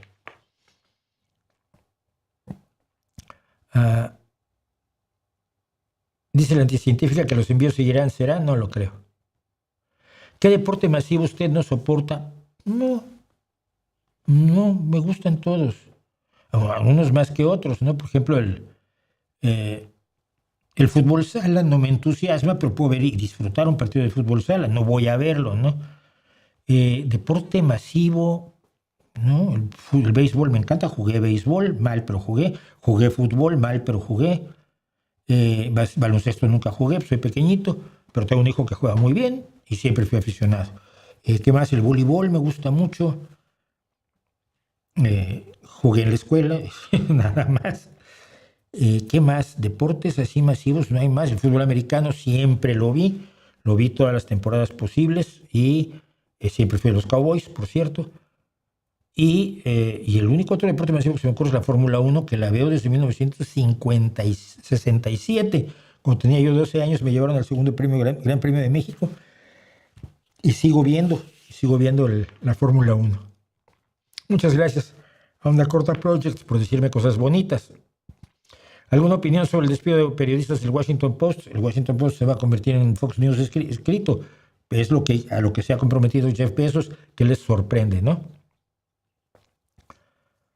¿Qué opina de la epistocracia? Que como todas las formas de hacer que la gente no vote, me parecen mal. Limitar el sufragio a las personas más cultas, a las que pagan impuestos, a las que tienen empresas, a los blancos y no a los negros. Todas estas formas de voto censitario que se llama, tiene su nombre como verán, me parecen repugnantes. No. ¿Por qué uso un solo dedo para escribir en el teclado? Nunca aprendí mecanografía. No, porque en esta mano me quedo agarrado del ratón y entonces cuando solo usas una, pues no puedes usar varios dedos. No, hago mecanografía y uso todos los dedos para escribir todo el tiempo. Pero con esto, por donde me queda, imagínate, para ponerme a escribir, tendría que ponerme así. Entonces es más fácil. Como escribo además 2 palabras, pero no, sí, soy mecanógrafo. Gracias por lo de guapo, chola, guapa. El tío Richie le dicen, pues es Ricardo Salinas Pliego. A ver, el tío es un tío de ultraderecha y punto, pero ¿por qué se apuntan los hispanistas con la ultraderecha y luego se enojan si les dicen unos fascistas? Bueno, hemos hablado de Cuba, vamos a hablar de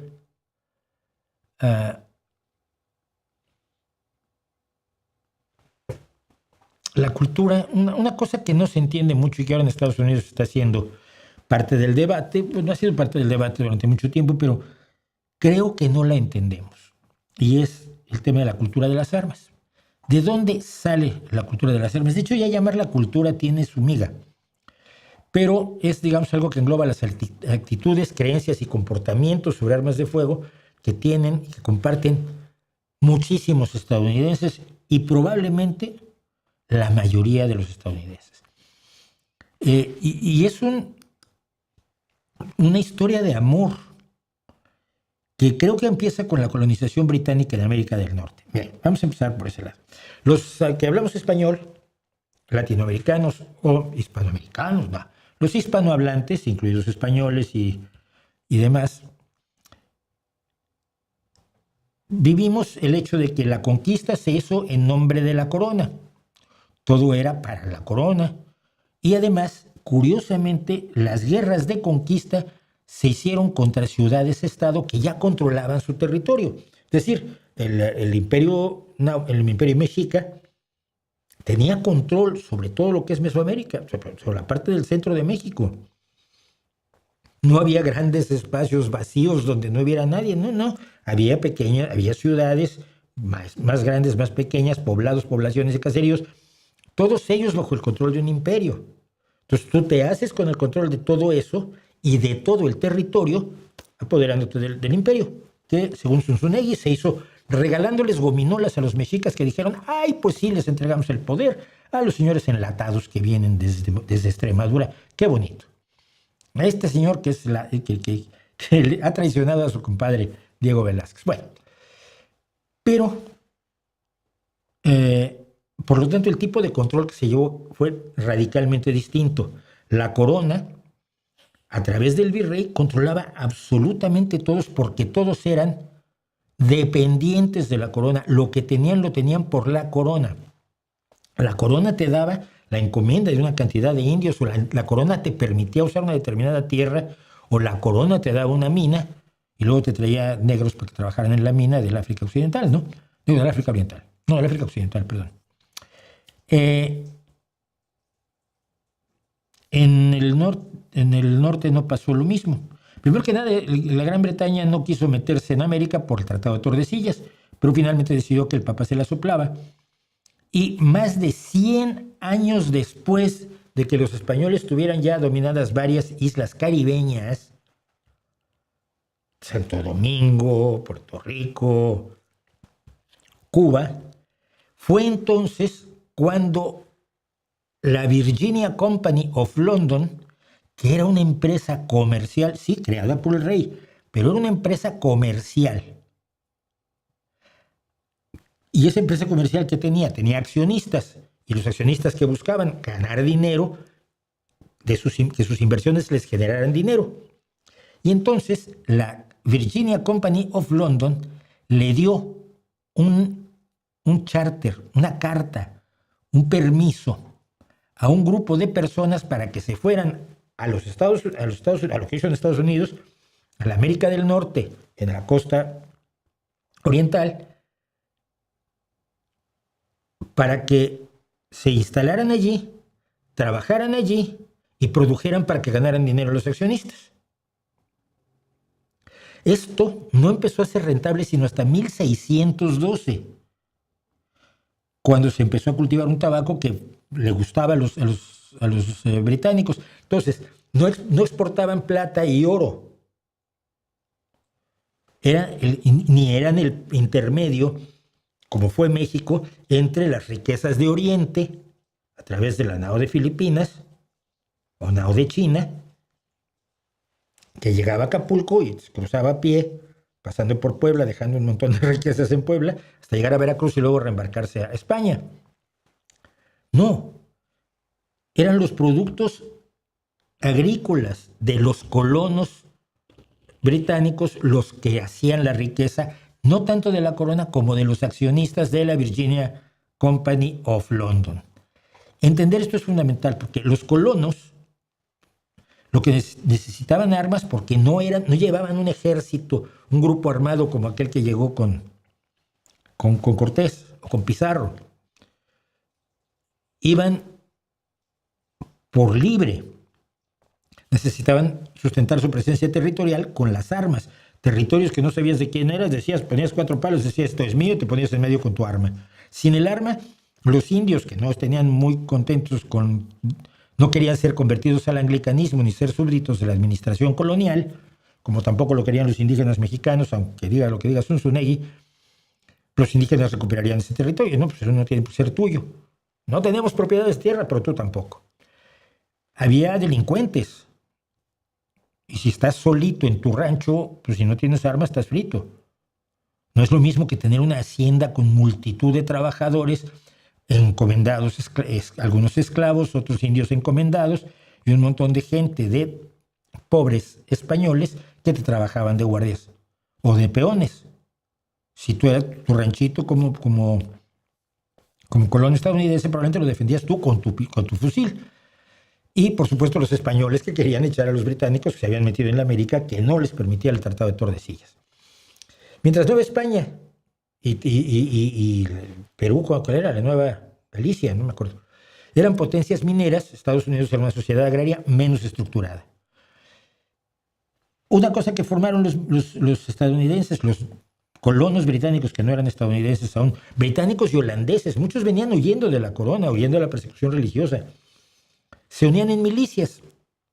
Son fuerzas con disciplina militar y con organización militar, pero están formadas por civiles que no son soldados de tiempo completo, sino que solo entran en acción cuando es necesario y una vez que ya no es necesario, pues se regresan a su rancho, a su tienda, a su bar, a su talabartería, al trabajo que tuvieran, ¿vale?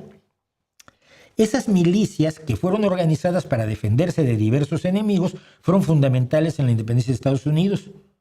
Fueron las que permitieron que se consumara la independencia. Eran la única fuerza armada medianamente organizada que tenían frente al ejército del rey Jorge, que quería que no se independizaran, porque se le acababa el negocio al rey Jorge y a la Virginia Company of London. Se pelea la guerra de 1776 a 1783 y en 1783 se consuma la independencia de Estados Unidos, se hace una constitución en 1789, pero la constitución es muy escasita para el pensamiento ilustrado del momento. Entonces, un señor llamado James Madison, que trabajó también de presidente de Estados Unidos, añadió una serie de enmiendas a la Constitución, 1791, conocidas como la Carta de Derechos. Y aquí llegamos a la segunda enmienda. Estados Unidos todavía no tenía un ejército formal, un ejército de gente que trabaja como soldado, que vive como soldado, que vive en cuarteles, que su único objetivo en la vida es hacer la guerra. Y entonces se plantearon seguir funcionando a base de milicias. Y entonces James Madison escribió lo siguiente, y esto está traducido muy bien. Siendo necesaria una milicia bien organizada para la seguridad de un Estado libre, no se violará el derecho del pueblo a poseer y portar armas. Y punto. No dice otra cosa la segunda enmienda. Esto, si uno lo lee así nada más, deja claro que las armas se poseen y portan para actuar en la milicia bajo las órdenes del Estado, ¿no? ¿Saben qué es un descendiente directo de las milicias? La Guardia Nacional. La Guardia Nacional, de la que se habla mucho en Estados Unidos, son ciudadanos civiles comunes y corrientes que tienen entrenamiento militar y cuando los convocan van a prestar servicio como milicias. La Guardia Nacional aunque se llama Guardia Nacional, depende de cada estado y está formada por ciudadanos de cada estado. La Guardia Nacional en California está formada por ciudadanos de California que hacen entrenamiento militar, pero no trabajan de soldados, sino que tienen sus actividades profesionales. Así de importante es el concepto de milicia en Estados Unidos. Al cabo del tiempo, la segunda enmienda fue reinterpretada de la manera más amplia posible hasta llegar a afirmar no solo que todo el mundo tiene derecho de tener y portar armas y que negárselo es quitarle un derecho constitucional. Y como Estados Unidos cree que la Constitución se la dio Dios, oí decir todavía el otro día, nuestro derecho otorgado por Dios de tener y portar armas. Our God-given right. Entonces, se afirma con base en la segunda enmienda, y la han usado a su capricho generalmente la derecha, que incluso el intento de registrar a los dueños de armas, como se hace en cualquier otro país, es una infracción a la segunda enmienda. Es decir, si yo quiero comprar una pistola en España, primero tengo que decir ¿para qué? No, es que me gustan las armas. Tú eres coleccionista, compras armas inutilizadas. No, es que quiero tirar. ¿Dónde tiras? ¿Quién es tu club de tiro? No, pues soy cazador. ¿Con qué grupo de cacería? ¿Dónde está tu licencia de caza? Tú tienes que justificar el arma. Y una vez que la compras, el rayado del arma, su número de serie y todo están relacionados contigo. Si tú le metes un tiro a alguien, los forenses ven la pistola y dicen es la pistola de Mauricio. Es así de sencillo. Ese registro de armas existe en prácticamente todo el mundo, pero en Estados Unidos se afirma que el registro de las armas con los dueños es una infracción a la segunda enmienda. Entre el deporte, que se generó el deporte de disparar, que después de la independencia fue la conquista del resto de Estados Unidos. Si las 13 colonias eran un filo en el borde de la costa oriental de Estados Unidos, la costa oriental de Estados Unidos, hago unos líos yo, eran 13 colonias. Y luego había territorios indios, y luego estaba la Luisiana, y luego estaba el territorio español. Territorio español que España no controlaba por lo demás. Nuevo México y Arizona y Nevada. Entonces, ya con el amor a las armas empiezan a crear el mito del viejo oeste. Y el mito del viejo oeste, ahí lo tienen abajo, se hace a tiros. A tiros entre ellos, a tiros entre los propios colonos, a tiros entre los cambusinos que iban a las fiebres del oro, en Alaska o en California, en donde fuera, y a tiros contra los indios, contra los españoles, contra los franceses y contra quien se pusiera a tiro. Y eso fue lo que generó esta cultura básica. En los años 20, en el siglo XX, según un estudioso al que estuve yo leyendo, que es David Yamane, no sé cómo se pronuncia, Yamane. Se pasó en el siglo XX de los pasatiempos de, bueno, me gusta disparar el tiro al blanco y soy cazador, a la autodefensa. Los problemas de los años de la década de 1960 y 70 cambiaron la cultura de las armas y hoy la mayoría de los estadounidenses que tienen armas dicen que las tienen para su protección. Estas semillas, decía Yamane, florecieron en los años 80 y 90 del siglo pasado con la revolución del permiso para llevar armas ocultas. Empezó a exigirse, los dueños de armas le exigieron al gobierno de Estados Unidos que se permitiera tener llevar armas ocultas y se dieron los permisos necesarios. Y hoy, en algunos lugares, ya no hay que ocultarlas, puedes traer la pistola de fuera o incluso la AR-15, el fusil de asalto. Según es para defenderse, pero algunos no se defienden. 4 de cada 10 hogares estadounidenses tienen armas.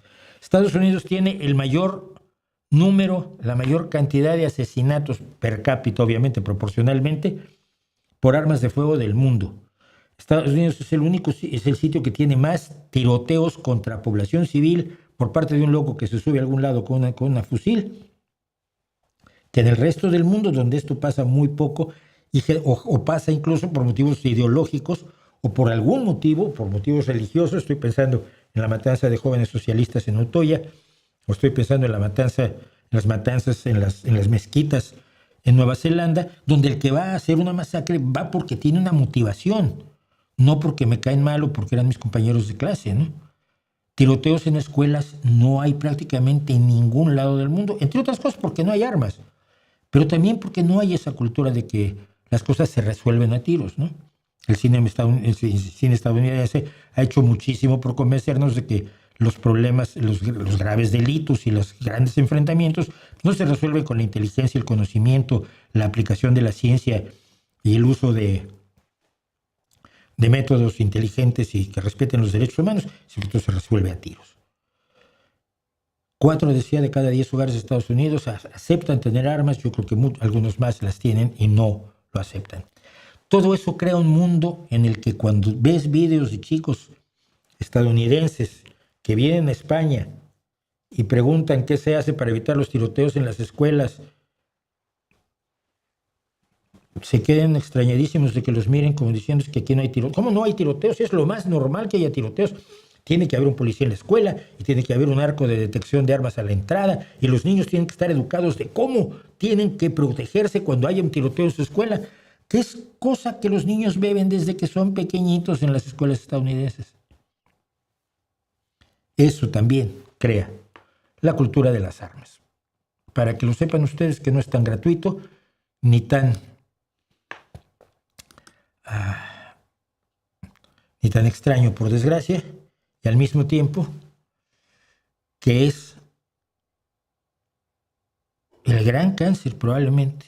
Ese y el negocio de la salud, para mí, son los dos grandes cánceres de la sociedad estadounidense. Y son las dos cosas que más impresionan a los estadounidenses cuando van a países donde la salud es un derecho y donde las armas no lo son. Bueno, ¿qué más tenemos?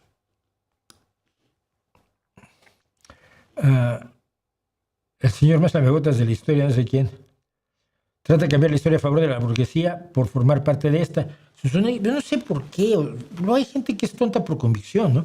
Pero muchos de estos lo hacen porque creen que así les van a pagar algo, no sé.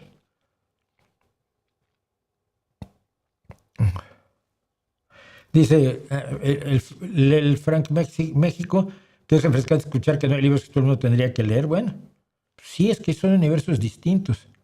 Las declaraciones de Irene Montero. No sé qué declaró Irene. ¿Tú crees que me interesa lo que declaró Irene Montero? Si me quieres preguntar sobre sus declaraciones, ponme el enlace a lo que declaró o, entre comillas, lo que declaró. Augusto, no me contestes lo que... Esto lo suelen hacer los enamorados de la filosofía y me desespera. Hoy bloqueé a uno. Te pregunté, ¿cuál es la diferencia entre mi pensamiento respecto de una cosa y el pensamiento filosófico respecto de esa cosa? Y tú me hablas de que los grandes filósofos históricos elaboran sistemas como grandes marcos teóricos equivocados y que nunca han servido para nada, explicativos que no explican nada, a partir de los cuales desarrollan sus ideas sobre los ámbitos de la realidad, ideas equivocadas que no tienen sustento en las evidencias. Pero eso no es lo que te pregunté. Augusto Guzmán, 9510. Te pregunté, y se lo pregunto constantemente a los filósofos, a los filosofitos y a los filosofólatras. ¿Cuál es la diferencia entre lo que yo pienso y el pensamiento filosófico? Entre una reflexión y una reflexión filosófica. Dame la diferencia, una diferencia tan clara que cualquiera pueda ver una afirmación y decir, esa es una afirmación filosófica y esa no. Y no me lo hagas con ejemplos, sino con conceptos. No voy a hacerlo, pero bueno.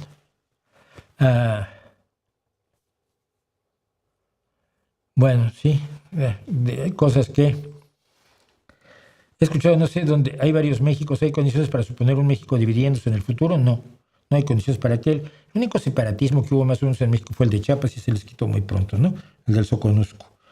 Hubo separatismo también yucateco, pero por parte de los grandes hacendados que querían mantener la esclavitud, o sea, pero no hay.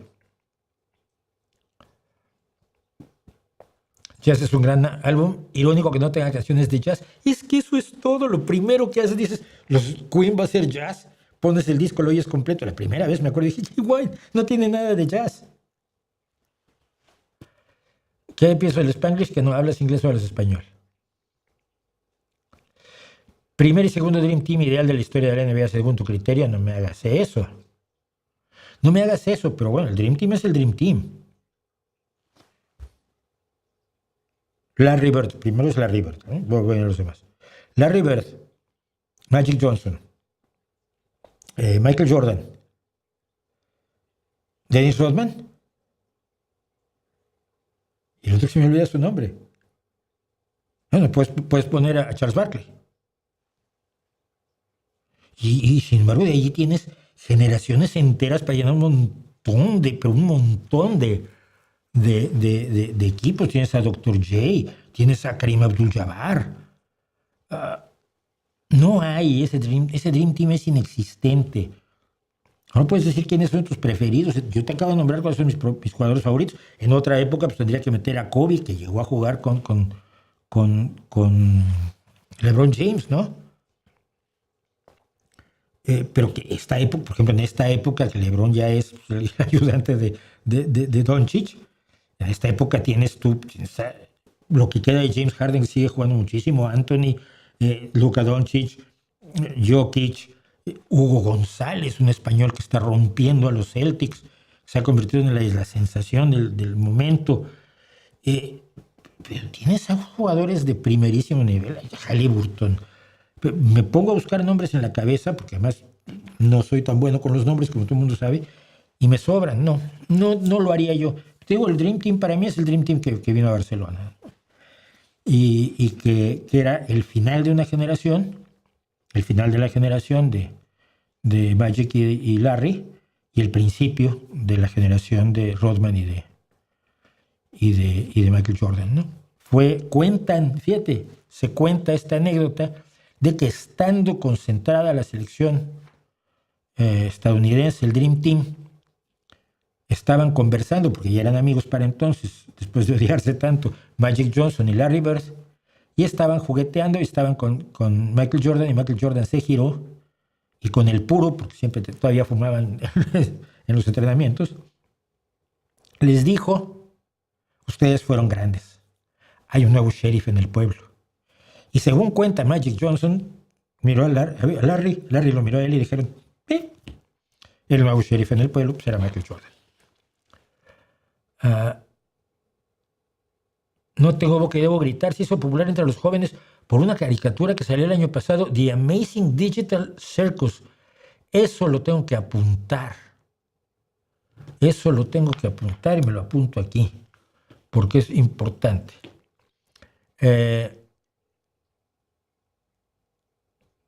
Había un videojuego que adaptó el cuento en los años 90, pero No, yo conocí el juego y era malísimo. Un mundial de béisbol que va a haber Estados Unidos, Reino Unido, Italia y Brasil. Voy a Estados Unidos. Si no están Puerto Rico y Cuba, Venezuela. Si no está Venezuela, Puerto Rico, Cuba, Estados Unidos. Japón sí. Tiene el pitcher japonés de Los Ángeles los llevó al campeonato este año, ¿no? Y Kawamura, el jugador, el más pequeño jugador de baloncesto de la historia de la NBA que está jugando ahora, Kawamura, le acaba de ganar un salto de pelota, un tip-off a un jugador 20 o 30 centímetros más alto que él. Fue una delicia verlo. Una delicia verlo. ¿Qué piensa de los Spanglish? No es una variedad dialectal para nada, es muestra de ignorancia. ¿Qué opina del filósofo Voltaire? Que no era filósofo, era abogado. Era un abogado que pensó acerca de su sociedad. No sé por qué lo llaman filósofo. No me lo explico. ¿Cuál es lo que hace que su pensamiento sea filosófico y no sea pensamiento político, pensamiento social o pensamiento a secas? Porque filosofía no estudió. Su carrera era la de derecho.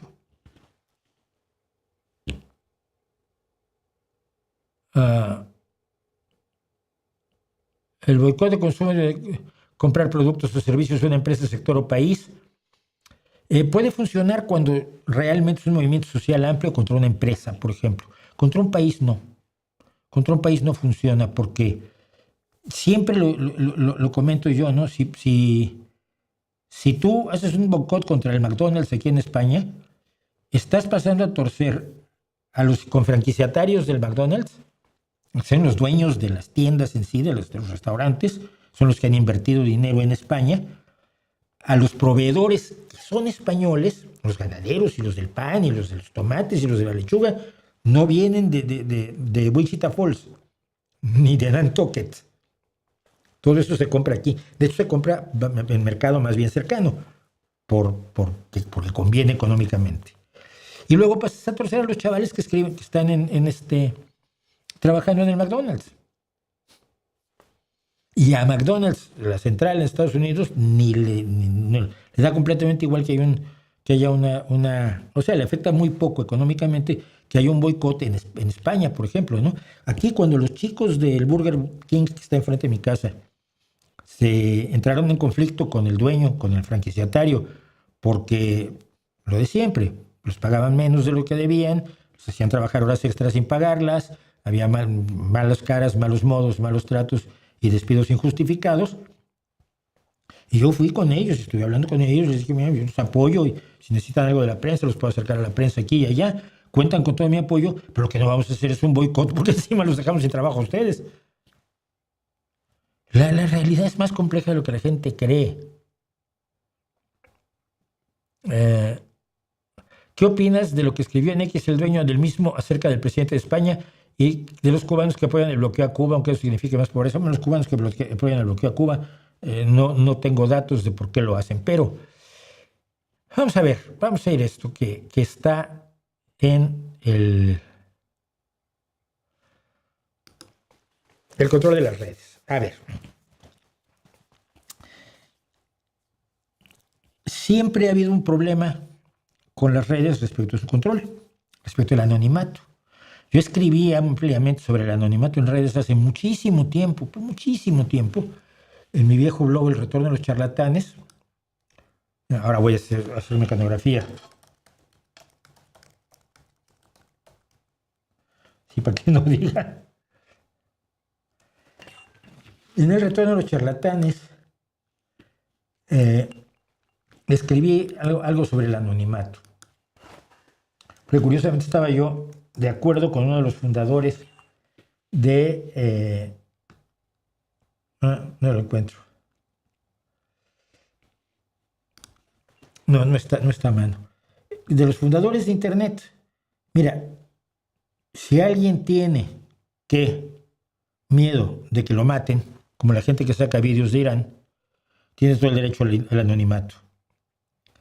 Eso no quiere decir que todo el mundo tenga derecho al anonimato.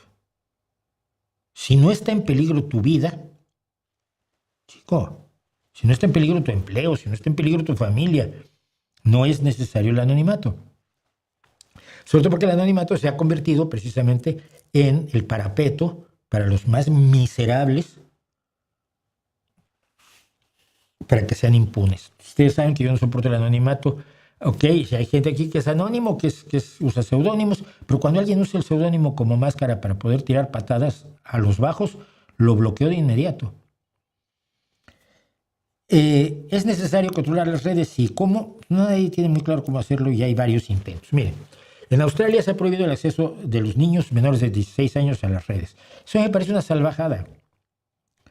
Primero que nada, porque antes de los 16 años necesitas las redes. Necesitas el acceso a Internet. Estás muchas veces en contacto con la escuela a través de un programa como Teams, pero hay otras plataformas. Los chicos, los profesores están en contacto con los alumnos. Mi hijo, que tiene 17, está en contacto con sus profesores.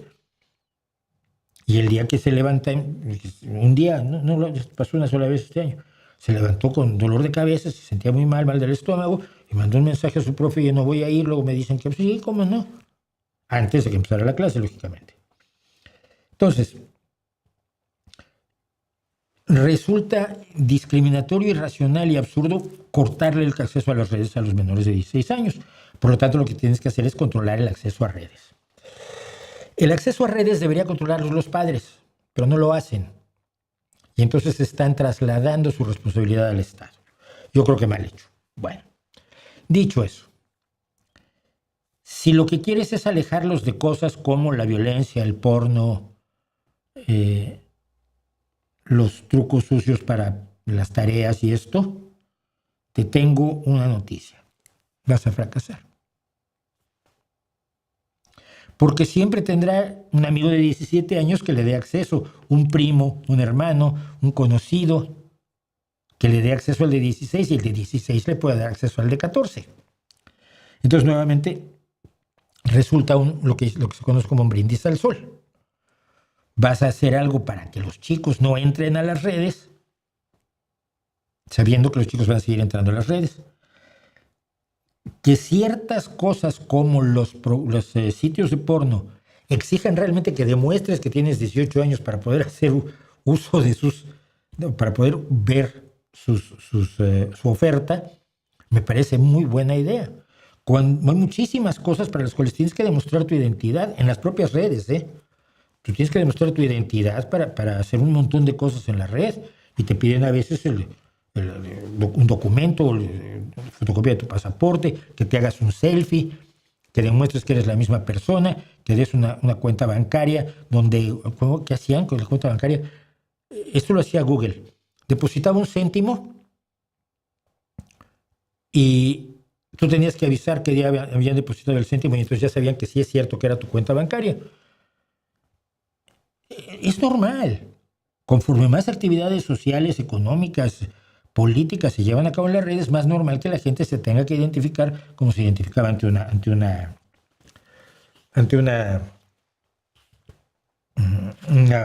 mostrador general de empresas o de gobierno. Bueno, entonces, lo único exigirles a sitios como los sitios de violencia, de porno, etcétera, que son grandes negocios que mueven millones, los de apuestas, es más difícil, pero que garanticen que quien entre tenga 18 años. Eso sí se puede hacer. Eso es un lado. El otro lado del discurso de odio, pues es que el discurso de odio lo tienen que controlar los dueños. Tienen que controlar las propias plataformas. Y eso es lo que no le gustó a Elon Musk. Recordemos la historia. Elon Musk se molestó porque Twitter era muy de izquierda. Y él aseguraba que estaban censurando la verdad de lo hermoso que es el nazismo y la derecha y el neoliberalismo ahí del mister y toda la onda. Entonces compró Twitter y fue un error vendérselo. Y entonces lo que hizo fue empezar a censurarnos a nosotros, ¿no? Shadow bannings y expulsiones absolutamente injustificadas y la promoción constante a través de un nuevo sistema de crear tu timeline, donde aparte de las cosas que te interesan a ti, te empezaban a bombardear con toda la bosta ideologizada de Trump y sus amiguitos y por supuesto, de Musk y de la ultraderecha MAGA y de Bannon y de Breitbart y de Fox News. Y convirtió Twitter en el gran espacio en la red de la ultraderecha. Y por supuesto también está ahí la Lega de Italia y Le Pen y Abascal y Farage y cada uno de los operativos que tienen en todo el mundo controlados o asesorados por lo menos por Steve Bannon, la gran cabeza del neonazismo. Cuando le dices que se tiene que hacer responsable de las barbaridades que se dicen en Twitter, que como te metas un segundo en Twitter las encuentras, se enojó. Y entonces insultó al presidente de gobierno. La reacción de los insultos de Elon Musk debe ser la misma que de cualquier imbécil tuitero que te diga que eres un tal por cual. Lo bloqueas y ya. No lo bloqueas y ya. Lo que hizo Durov me parece mucho más grave.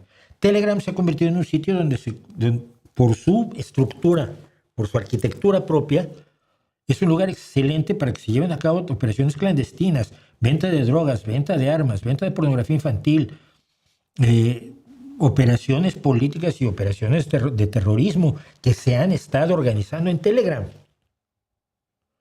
Cuando le pides a Durov que se haga responsable, porque allí no solo son cosas que te gustan o no te gustan, sino que hay muertes y dolor y sufrimiento.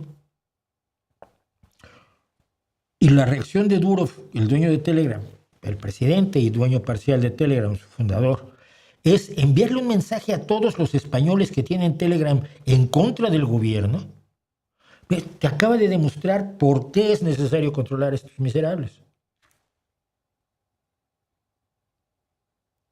Ahí está la explicación, no hay más. No hay más explicación. Esto ha asustado a Bruselas. A ver, yo soy un gran defensor de Europa, un gran defensor de la Unión Europea, gran defensor del Parlamento Europeo, de la Comisión Europea, del Consejo Europeo. Son tres cosas distintas. La presidenta de la Comisión es Ursula von der Leyen y ha apoyado muchísimo de lo que hace, pero no deja de ser una señora de la derecha, de la democracia cristiana alemana. Y por lo tanto sus intereses económicos coinciden más con la derecha que conmigo.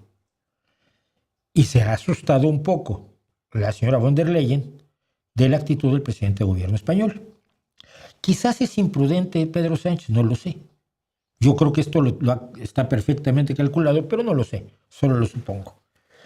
Pero aún así está empujando a Bruselas a reaccionar y rápidamente Macron recordó que están levantando una plataforma para sustituir a Facebook y no me acuerdo quién más. Me parece muy bien, pero es una plataforma solo en francés, pues yo voy a tener problemas porque, como ya he contado, yo creo que hablo francés, pero cada vez que me aparezco en Francia, los franceses me dicen, no. Háblame en español, en inglés, porque el francés no lo dominas. Pero bueno, estudié francés según yo. Y lo entiendo, es más leído que escrito, más leído que oído, pero incluso oído lo entiendo, pero a la hora de tratar de hablarlo soy un desastre. O sea que si la plataforma de Macron va a ser en francés, pues vamos a tener un problema. Las plataformas tienen que ser o de todos los idiomas o fundamentalmente en inglés, porque es lo que la mayoría de la gente habla en el mundo, nos guste o no. Entonces, siento que se están dando pasos en la dirección correcta, pero no sé si son los pasos correctos. Siento que el susto de Bruselas es bueno para que Bruselas entienda que hay que entrar en acción y se analicen las mejores formas de abordar el problema, porque es un problema. Pero tú no puedes tener gente mintiendo descaradamente, ensuciando la imagen, la vida, destrozándole la vida a otra persona, como lo está haciendo, por ejemplo, la derechuza española contra una periodista que es Sara Santaolalla. Simplemente es inadmisible. No puedes justificar que se le esté amenazando con asesinatos y violaciones aprovechando el anonimato en Twitter. Es que no, hombre, no. Es que el anonimato de los buenos no puede ser el pretexto para darle el anonimato a todos los malos. Tiene que haber soluciones, y las soluciones las tienen que dar los dueños de las plataformas, que son los más ricos del mundo, y ahí está el otro problema. Jeff Bezos tiene Amazon, Zuckerberg tiene Meta y todo lo que tiene Meta, Facebook e Instagram, ¿no? Luego está Alphabet, que tiene Google y YouTube, donde estamos ahora. Y ellos tienen que controlarlo. YouTube está enormemente controlado. YouTube está enormemente controlado, pese a que sus jefes seguramente son ideológicamente más cercanos a Jeff Bezos que a mí. Pero funciona. Y esto te demuestra que puede tenerse elementos de control suficientes dentro de la plataforma sin por ello asfixiar la libre expresión de nadie. ¿Qué es lo que he dicho con todo esto? Que el animalito es tan espinoso como un cactus cruzado con un erizo, pero que hay que empezarlo a abordar, y creo que está bien que lo hayamos empezado a hacer en España. Siento no haber sido más claro. Los próximos 4 finalistas del Mundial de Fútbol para vos, Mauricio. Para mí los finalistas del Mundial siempre van a ser Alemania, Brasil, Francia, el Reino Unido. Desde Argentina, Argentina, por supuesto. Sí, Argentina, sí, hombre, sí. Sobre todo si pueden darle con la mano al balón. Campeones son, che. Es broma, ¿eh? Es broma. No creo que Argentina tenga en este momento selección. Creo que España tiene incluso más selección que Argentina en este momento. Bueno. Gracias por su trabajo, gracias. El problema no son las armas, el problema es el imbécil que la porta. Sí, pero el problema es que si tienes al imbécil con arma y el imbécil sin arma, el que tiene el arma hace más daño.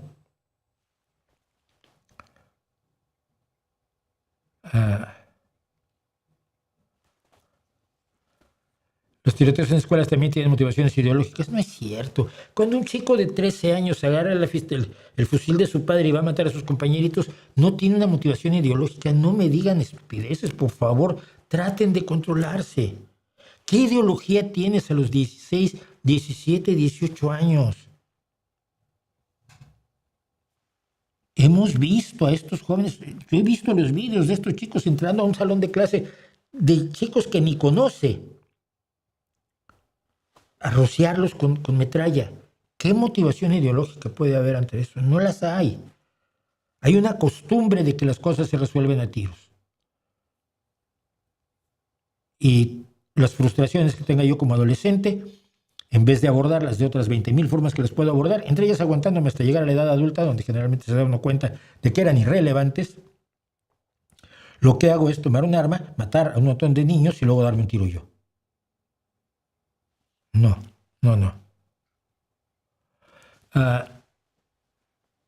¿Qué opinión tiene usted de que en Portugal nunca o casi nunca ha habido atentados religiosos? Ninguna opinión al respecto.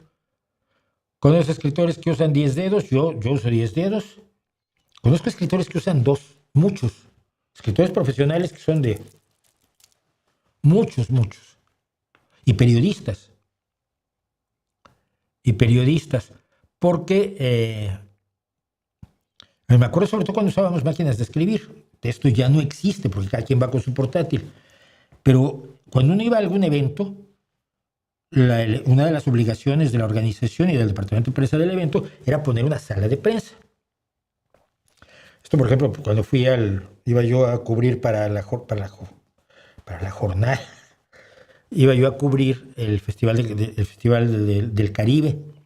Se va a cabo en Quintana Roo. Y entonces llegabas tú, bajabas del avión, ibas directo a la sala de prensa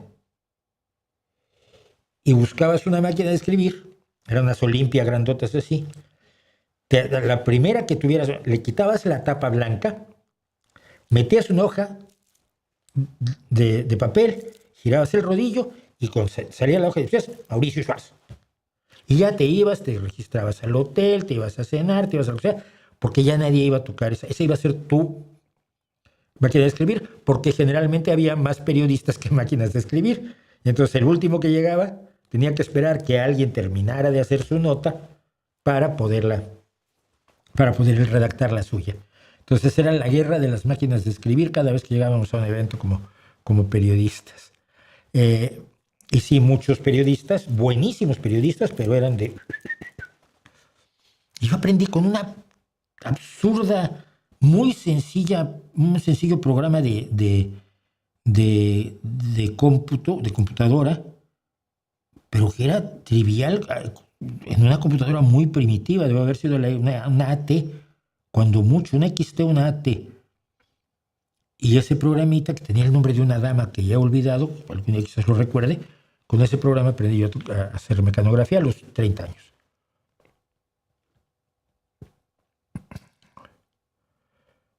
El Dream Team, dice Gachoso, del Dream Team, según mi papá, fue uno de los mejores momentos del básquet de la historia. Sí, pero tenían un problema, no tenían a nadie enfrente. Lo que era el dominio de Estados Unidos sobre el baloncesto en ese momento era absoluto. Es que ibas a matar. Es como si la selección de Brasil se va a jugar contra unos chicos de tercera división. No. Hoy es otra cosa. Con los jugadores, hoy ven a Europa asustados en la NBA. Yo he oído gente diciendo que ya no quieren más europeos en la NBA. Porque de pronto tienes a Wembanyama, y tienes a Jokic, y tienes a Doncic, y tienes a Antetokounmpo. Y Antetokounmpo tiene 2 hermanos que juegan en la selección griega, además. Tienes a Hugo González, tienes al otro español. Y de pronto, esto ya no es el deporte de estadounidenses que era. Ahora se pone mucho más interesante. Me encantaría que algo del nivel del Dream Team se hubiera podido enfrentar a un equipo de primera línea, a un paneuropeo, con los jugadores que tenemos hoy, franceses, italianos, griegos, españoles. Así que, bueno.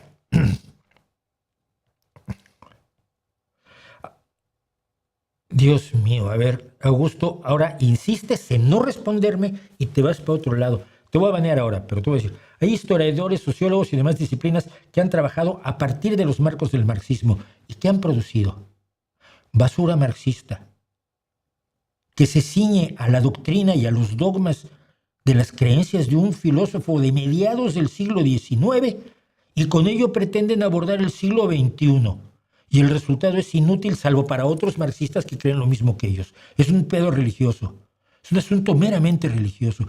¿De qué sirve? Pero veo que no me vas a querer. No me vas a querer contestar y por lo tanto, si insistes, te baneo. Sí.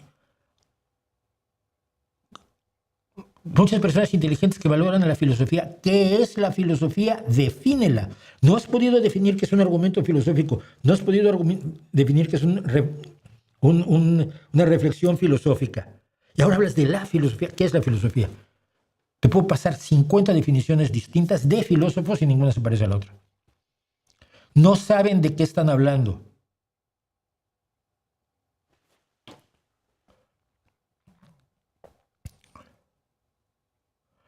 ¿Hasta dónde es razonable ser pacifista? Porque hay momentos en que ser pacifista es ser cómplice. Hicimos todo un video sobre el tema aquí mismo, que saqué de lo que hice en el Substack.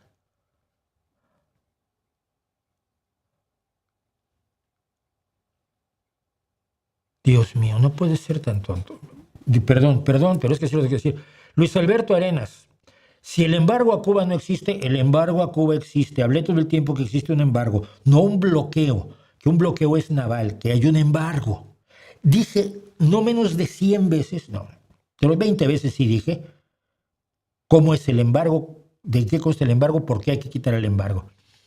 ¿Por qué en la ONU se vota por quitar dicho embargo si no existe? Que sí existe. Vuelve a oír lo que dije. Es que, por favor, siento desesperarme. Y siento hablar así, Luis Alberto, de verdad, lo siento, pero es que no jodas, tío.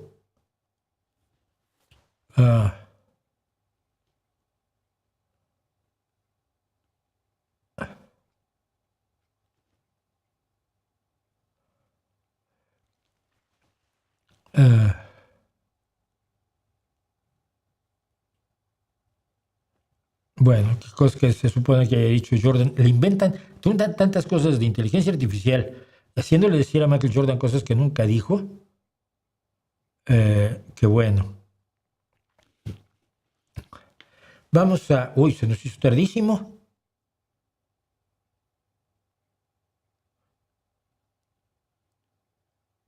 Probablemente esto lo he hecho para afuera. Porque no quiero hacer hoy el día. Probablemente hasta echemos a Fito para la semana que viene otra vez. Lo siento.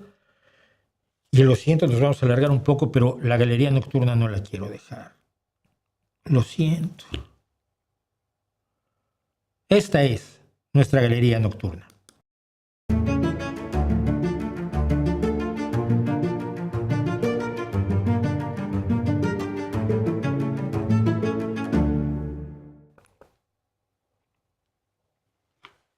Hoy voy a hablar, me habían pedido que lo hiciera, de Remedios Varo. Tengo que empezar por un lado muy raro. Miren, esta es la entrada al Museo de Arte Moderno de la Ciudad de México. Cuando yo era adolescente era muy raro, o sea, como ahora, pero adolescente. Entonces yo me iba al zoológico solo a ver a los animales, yo quería ser etólogo. Me hice amigo del veterinario cuando llegaron los pandas.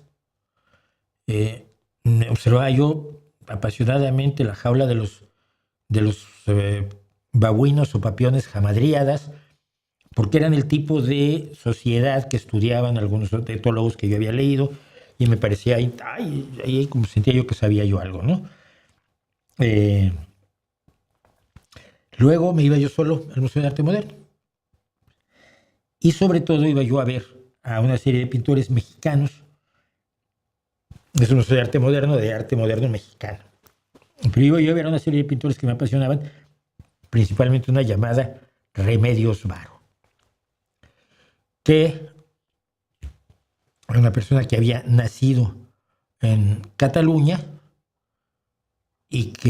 una mujer que había nacido en Cataluña y que por motivos como ocurrió el mundo en los años 30 y 40, pues acabó viviendo en México, ¿no? Ella estudió pintura y lo que le interesaba era el surrealismo, pero en 1936, cuando se produce la Guerra Civil Española, ella se apunta, pues se expresa del lado republicano y en 1937 acaba teniendo que huir a Francia, y después de huir de Francia tiene la posibilidad, a través de Marruecos, un poco jugando al Casablanca de la película, de llegar a México, donde desarrolló prácticamente toda su carrera pictórica. Muy joven, además. Estuvo en México en 1941, salió de Francia por la ocupación nazi, fue a México y en los años 50 fue cuando se pudo dedicar a la pintura. En España había trabajado como ilustradora publicitaria, en México también, diseñaba vestuarios para teatro, para baile, un montón de cosas, una imaginación que lo van a ver, pero nunca pudo realmente vivir solamente de la pintura, cosa que enfurece ahora que ve uno que se venden por millones sus cuadros, ¿no? Murió en México en 1963, solo a los 55 años de edad, de un problema cardíaco que tenía. Y el problema cardíaco es relevante por lo que vamos a ver. Miren, lo que yo sentí, si a los 16 años, 15, me iba yo al Museo de Arte Moderno, a los 17 años conocer a la hija de los dueños de este cuadro y ver este cuadro en su casa, además no digo ningún secreto, porque todo el mundo sabe, o sea, está en los registros de la proveniencia de este cuadro, que Planta Insumisa, que es el nombre del cuadro, perteneció a la familia Davidoff. Y yo era amigo de Aline Davidoff, la hija de los dueños de este cuadro. Entonces yo me iba a su casa, a veces hacíamos teatro juntos, ensayábamos en su casa, porque un caserón loco, gente de dinero. Yo era el pobre, siempre he dicho, yo era el pobre de la escuela. Y entonces pues, llegaba yo antes de la hora del ensayo para sentarme un rato a ver este cuadro. Cada pelo del científico es una fórmula, y está viendo por qué una planta no se comporta como se están comportando las demás. Remedios Varo pertenece a una época muy peculiar en la que se buscaba el encuentro de la ciencia con el misticismo, a partir del misticismo cuántico de los físicos que se volvieron locos con lo que estaba diciendo la cuántica. Mira, esto es en contra de tu sentido común. Y en vez de decir mi sentido común está equivocado, dice, no, tengo que hacer que se coincidan el sentido común y la realidad científica a través de empujar las cosas una junto a la otra. Y de allí nació el misticismo de la física cuántica. Y se buscaba, y realmente en esos años se hacían investigaciones sobre telepatía y sobre precognición y demás, buscando qué tal que había algo real. Pues no había nada. Pero bueno, este cuadro ya no está en la familia Davidoff, fue vendido por varios millones, pero vamos a ver, traté de reducirlos al máximo, son un montón los que les voy a mostrar. Cuadros de Remedios Varo. Su profundo simbolismo y su misticismo que siempre tuvo ella se conjuntan con dos cosas. Primero, su capacidad de hacer personajes misteriosísimos, con ropa diseñada toda por ella y con un dibujo técnico de arquitecto que está presente en la mayor parte de su obra. Esta torre hexagonal es maravillosa, pero eso se hace con regla, con escuadra y sabiendo exactamente cómo se proyecta tridimensionalmente una torre hexagonal. En este caso, a través de la música, está moviendo unas piedras para hacer la torre, pero esas piedras son fósiles. Y esa unión de lo místico y lo bonito y la ciencia entendida, pues un poco de aquella manera, pero forman esto, que, si mal no recuerdo, se llama Creación con rayos astrales de 1955. Lo más impresionante es que todo lo que voy a enseñarles está hecho entre el 55 y el 63. Es decir, la época más prolífica, pero brutalmente prolífica de una pintora excepcional, surrealista. Aquí tenemos una historia similar, una mujer que a través de la música de una zanfona consigue que haga un vuelo mágico, un personaje igualmente extraño, luminoso. Ella tiene el azul de la luna, él tiene el rojo del sol, y están esos aparatos móviles que ella tenía muchísimos, y que son peculiarmente irreales e interesantes por su esbeltez, ¿no? Es tan esbelto que las ruedas son ovaladas, no pueden funcionar. 1956, vuelo mágico. Aquí hay una historia que no me acuerdo. Remedios Varo contaba qué significaban sus obras. Allí no le estás inventando el simbolismo. Ella te contaba ella sí había hecho simbolismo a propósito. No es como cuando alguien en la música mete una palabra porque era la que rimaba y luego hay 16 idiotas tratando de pensar qué significará. No, Remedios Varo utilizaba el simbolismo y lo explicaba en cartas. Pero de no me acuerdo exactamente cómo es. Bien, esta es una serie de chicas que viven en esa torre y están controladas por la monja y el tipo aquel. Es una historia un poco el cuento de la criada, pero no la recuerdo con certeza. Si alguien la recuerda y me la va a pasar, en estos días se lo va a agradecer. Estas, como monjas rubias de ojos azules todas, en la torre bordan el manto terrestre bajo la vigilancia de uno de estos personajes misteriosos, muy característicos de Remedios Varo. Este es de 1961, es de los últimos cuadros que pintó. Y en que no me acuerdo cómo se llama, una de ellas ha logrado escapar y había algo por aquí en lo que una de ellas estaba tejiendo era en realidad una especie de escala que no alcanzo a ver para poder huir. Y finalmente huye con su enamorado hacia las maravillosas montañas sobre un mar de niebla dorada en uno de estos barcos sombrilla que ella hacía. Los Davidoff tenían también un cuadrito muy pequeño, un dibujo a tinta de un niño con cara aterradora con un barquito de vela, y el barquito de vela era como estas sombrillas de Remedios Varo. Aquí tienen el dibujo técnico, el dibujo arquitectónico, la arquitectura perfecta, y está saliendo una mujer del psicoanalista. El psicoanalista se llama JMA o FJA por Freud, Jung y Adler, y ella está tirando, me acuerdo esto sí la explicación, está tirando la cabeza del padre al salir del psicoanalista, como dice que hay que hacer cuando salió del psicoanalista. Esta gente se psicoanalizaba mucho. Por supuesto, trae otra personalidad metida más o menos aquí abajo, y no me acuerdo qué traía en la mano. Estos cuadros son para verlos, o sea, se los paso rápido, pero acérquense. Y hay reproducciones altísimas, de altísima resolución en internet. Este siempre me divirtió, era de los cuadros que me gustaba ir a ver al Museo de Arte Moderno. Locomoción capilar. Vale, no pueden ser, son imposibles, pero son bonitos. Y ya el de arriba, el señor de arriba secuestrando a la otra chica con la barba, me parece el colmo. Dos historias de sombras que me gustaron. Esta me encanta. Él ya se ha ido, ella ya se ha ido, pero las sombras dicen, espera un momento, que todavía tenemos que darnos un beso. ¿No es precioso? Todo ello, insisto, en una arquitectura perfectamente diseñada, con escuadra y compás, que no es a mano libre, sino con la inteligencia y el conocimiento que da el saber lo que es el dibujo técnico. Y esta es otra que me parece maravillosa, el fenómeno de ingravidez, donde este científico ve un fenómeno de ingravidez, donde el mundo se inclina al mismo tiempo que permanece en el lugar en el que estaba antes. Es de locos. Este me encanta, es una mujer búho que está haciendo aves con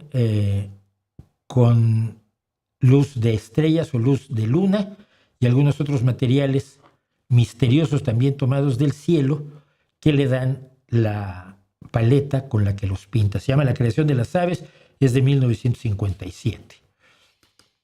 Luego tenemos, este es el retrato del doctor Ignacio Chávez, lo hizo en 1957. Tenía problemas de corazón, Ignacio Chávez era el más eminente cardiólogo mexicano, trabajaba en la sanidad pública, por cierto, México tenía salud pública en aquel entonces, y le hizo en homenaje, le hizo este retrato al doctor Ignacio Chávez, que fue su cardiólogo pues hasta su muerte en el 63, y por supuesto el simbolismo es claro, tener la llave del corazón de la gente, ¿no?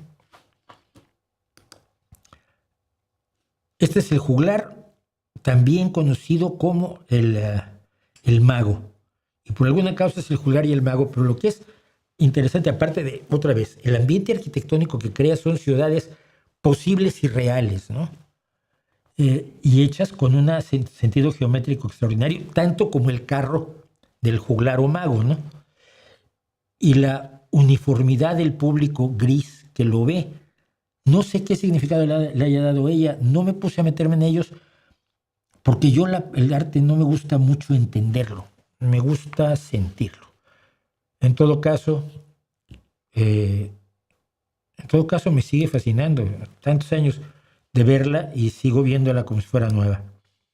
Otro juego de sombras que me encanta, oye, cuando te quedas tú embarrado, y es la sombra la que sale por el mundo.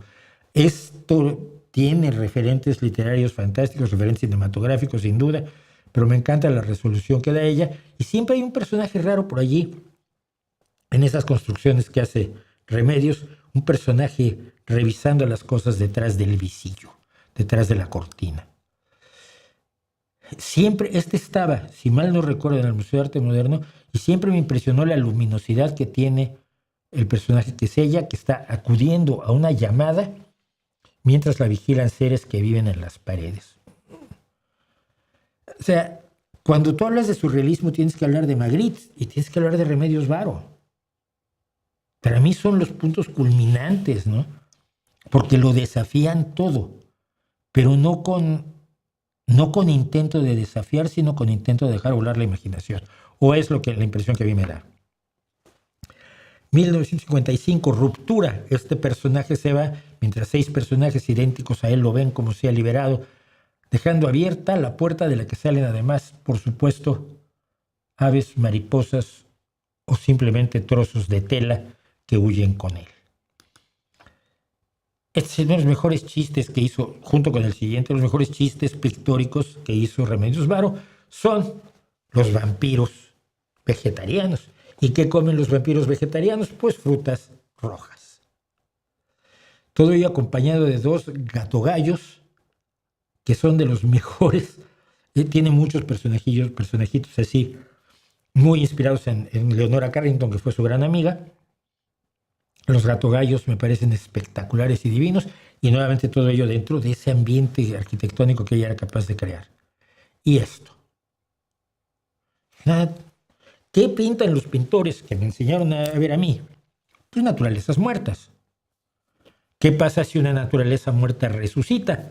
Pues pasa esto, se llama naturaleza muerta resucitando, donde incluso por allá arriba una granada choca contra un durazno o melocotón, si usted está en España, y todo gira a gran velocidad y se levantan los platos, y solo la vela que está inmóvil al centro del huracán de la naturaleza muerta resucitando. Vean a Remedios Varo, vean la pintura de Remedios Varo. Si les interesa entenderla, lean los textos de Remedios Varo, que están publicados todos, donde explica cada uno de sus cuadros. A mí me fascinaba verlos y me fascinaba ver a los ojos de sus personajes, imaginarme qué estarían pensando. Como digo, era yo raro, ahora también lo soy. Dicho todo lo cual, vamos a ver dos cositas más.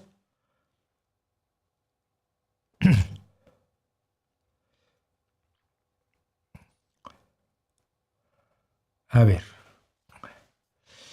A mí me gusta, dice Grael, le molestó muchísimo el mensaje de Durov. Soy de los que considera que si necesitas esconderte a un estado libre no será por nada bueno. Lo que sé, y ya ha estado pasando hoy y no lo mencioné, es que por lo menos 3 grupos que yo conozco han dejado Telegram, que tenían un grupo de Telegram para cuestiones de negocios, para cuestiones de una sociedad civil y para un partido. Y no el mío. Quiero aclararlo. Si ya saben, los jóvenes no pueden estar influenciados ideológicamente. ¡Ay, qué es esto! ¡Ay, qué jocoso! ¡Qué chistoso! Marcelo Visor dice que si yo digo que un niño entra a matar a sus compañeritos después de escribir una carta de odio a sus compañeritos, quiero decir que no estaban motivadas ideológicamente las Hitlerjugend. Porque las juventudes del pintor de bigote, es que así son muchos, se sienten muy originales. El pintor de bigote, por no decir Adolfo Hitler, no estaban ideologizadas, por ejemplo, o los ultrarreligiosos. Sí, pero no es el caso de los que entran a tirar en las escuelas estadounidenses, que era de lo que estábamos hablando. Cuando te sales del contexto de la conversación para ser ingenioso y chistoso, Marcelo Visor, vas a fracasar. Porque se nota. Trata de ser un poco riguroso. Si crees que me equivoco y puedes señalarme de los últimos 10 tiroteos en escuelas de Estados Unidos hechos por jóvenes de la misma escuela o de la escuela de junto, puedes demostrarme que la mitad de ellos han tenido motivaciones ideológicas, ya sea de izquierda, de derecha, de racistas, lo que fuera, lo haces y te ofrezco disculpas y cambio mi opinión. Pero venir a hacer ironías es venir a vender cuchillos de palo a la herrería más importante del pueblo. ¿Por qué la escritura a mano desarrolla más el cerebro que la mecanografía? No sé. No sé si sea cierto, digo. ¿Qué opinión tienes de Emiliano Zapata? Muy alta. Fue un hombre de su tiempo que respondió a las necesidades de su tiempo con las herramientas de su tiempo y nada más, ¿no? Y fue coherente con sus principios. Fue el único que no se le rindió a Madero cuando Madero terminó y dijo, bueno, ya acabamos. Y dijo, no hemos acabado, falta lo que habíamos hablado nosotros. Ah, no, eso para otro día. Pues mientras sea para otro día, no bajo las armas, ¿no? No es que yo celebre que haya sido levantado en armas, pero celebro que haya seguido sus principios. ¿El materialismo histórico tiene alguna relevancia para ver el mundo que sirva? Que yo sepa, no. Porque el mundo no funciona según el materialismo histórico. Y esto se lo señaló Bertrand Russell. Ay, metí un lío con Bertrand Russell, ya les contaré. Esto señaló Bertrand Russell a Lenin. No, lo señaló Bertrand Russell después de la conversación que tuvo con Lenin. Cuando le dijo, a ver, si el materialismo histórico funcionara y la economía fuera el motor de todo, los obreros católicos siempre votarían por el sindicalista ateo y no por el patrón religioso, no por el patrón católico.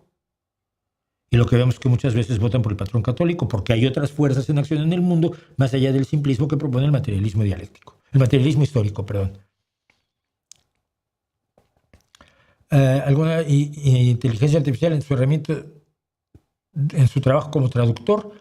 No uso inteligencia artificial. Uso máquinas traducción de máquina que no tiene elementos que podrían considerarse de inteligencia artificial, pero nada más, todo lo que hagas en inteligencia artificial va a jugar con el mismo algoritmo del oro estocástico, pero no lo estoy usando, no lo estoy usando. Yo tengo mis propias memorias de traducción hechas a lo largo de 20 años, y esas memorias de traducción resuelven muchísimas cosas.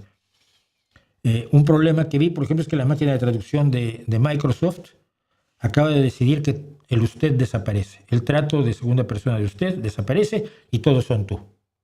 Con lo cual, todo lo que quieras traducir en América Latina, pues lo tienes que corregir a mano, porque el tú se usa muy comúnmente en España y a mí me pareció buena idea. Me extrañó mucho. La gente me hablaba de tú cuando llegué a España y yo, ¿quién crees que eres? Cuando estuvimos juntos en la cárcel y este tipo de cosas que dice uno en México cuando lo tutean así inopinadamente.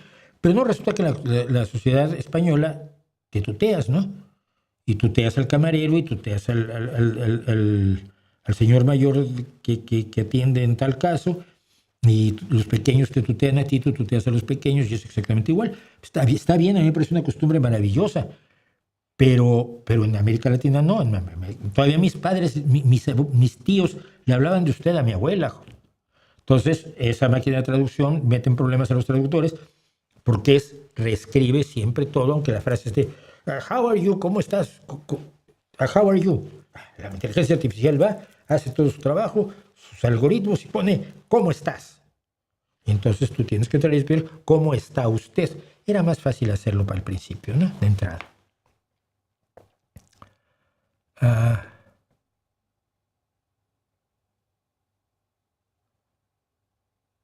¿Cómo te imaginas tú que se podría lograr una transición en Cuba? No tengo idea. Tengo ilusiones de que se logre de manera que se conserve lo poco que quede, si queda algo, y que se emprenda un camino distinto del que emprendió la Unión Soviética, ¿no? Por ejemplo. Remedios Varo, Frida Kahlo, ni de lejos. Frida Kahlo es una pintora malísima, limitadísima. Demasiado centrada en sí misma y en su dolor, muy respetable dolor, que a mí me resulta absolutamente intrascendente y irrelevante. Comparada con Remedios Varo, comparada con Leonora Carrington, nada. Y no.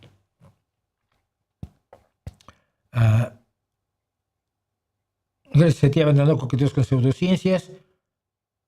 Cada vez me acerco más a la ciencia, pero mi pareja sentimental no. ¿Qué me recomendarías? Nada, que hables con ella. Yo he tenido novias católicas.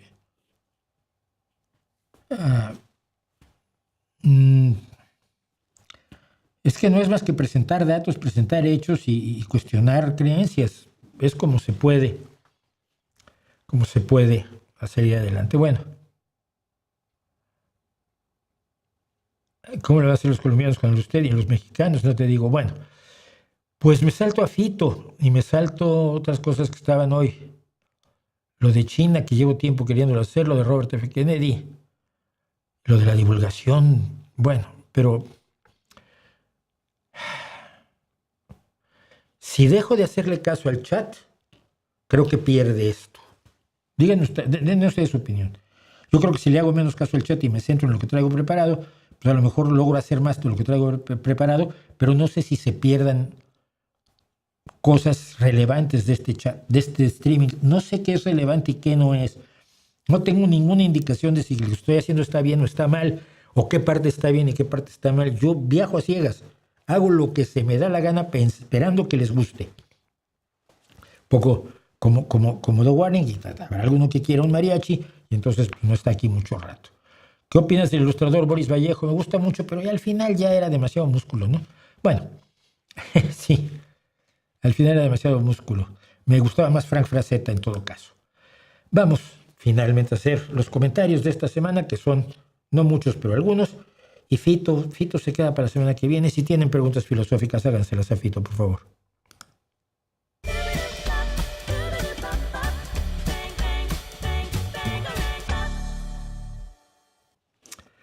Bueno, pues empezamos inmediatamente con Elizabeth Génesis, pero necesito que me den un segundo porque tengo que regresar en el teleprompter al principio de todo esto.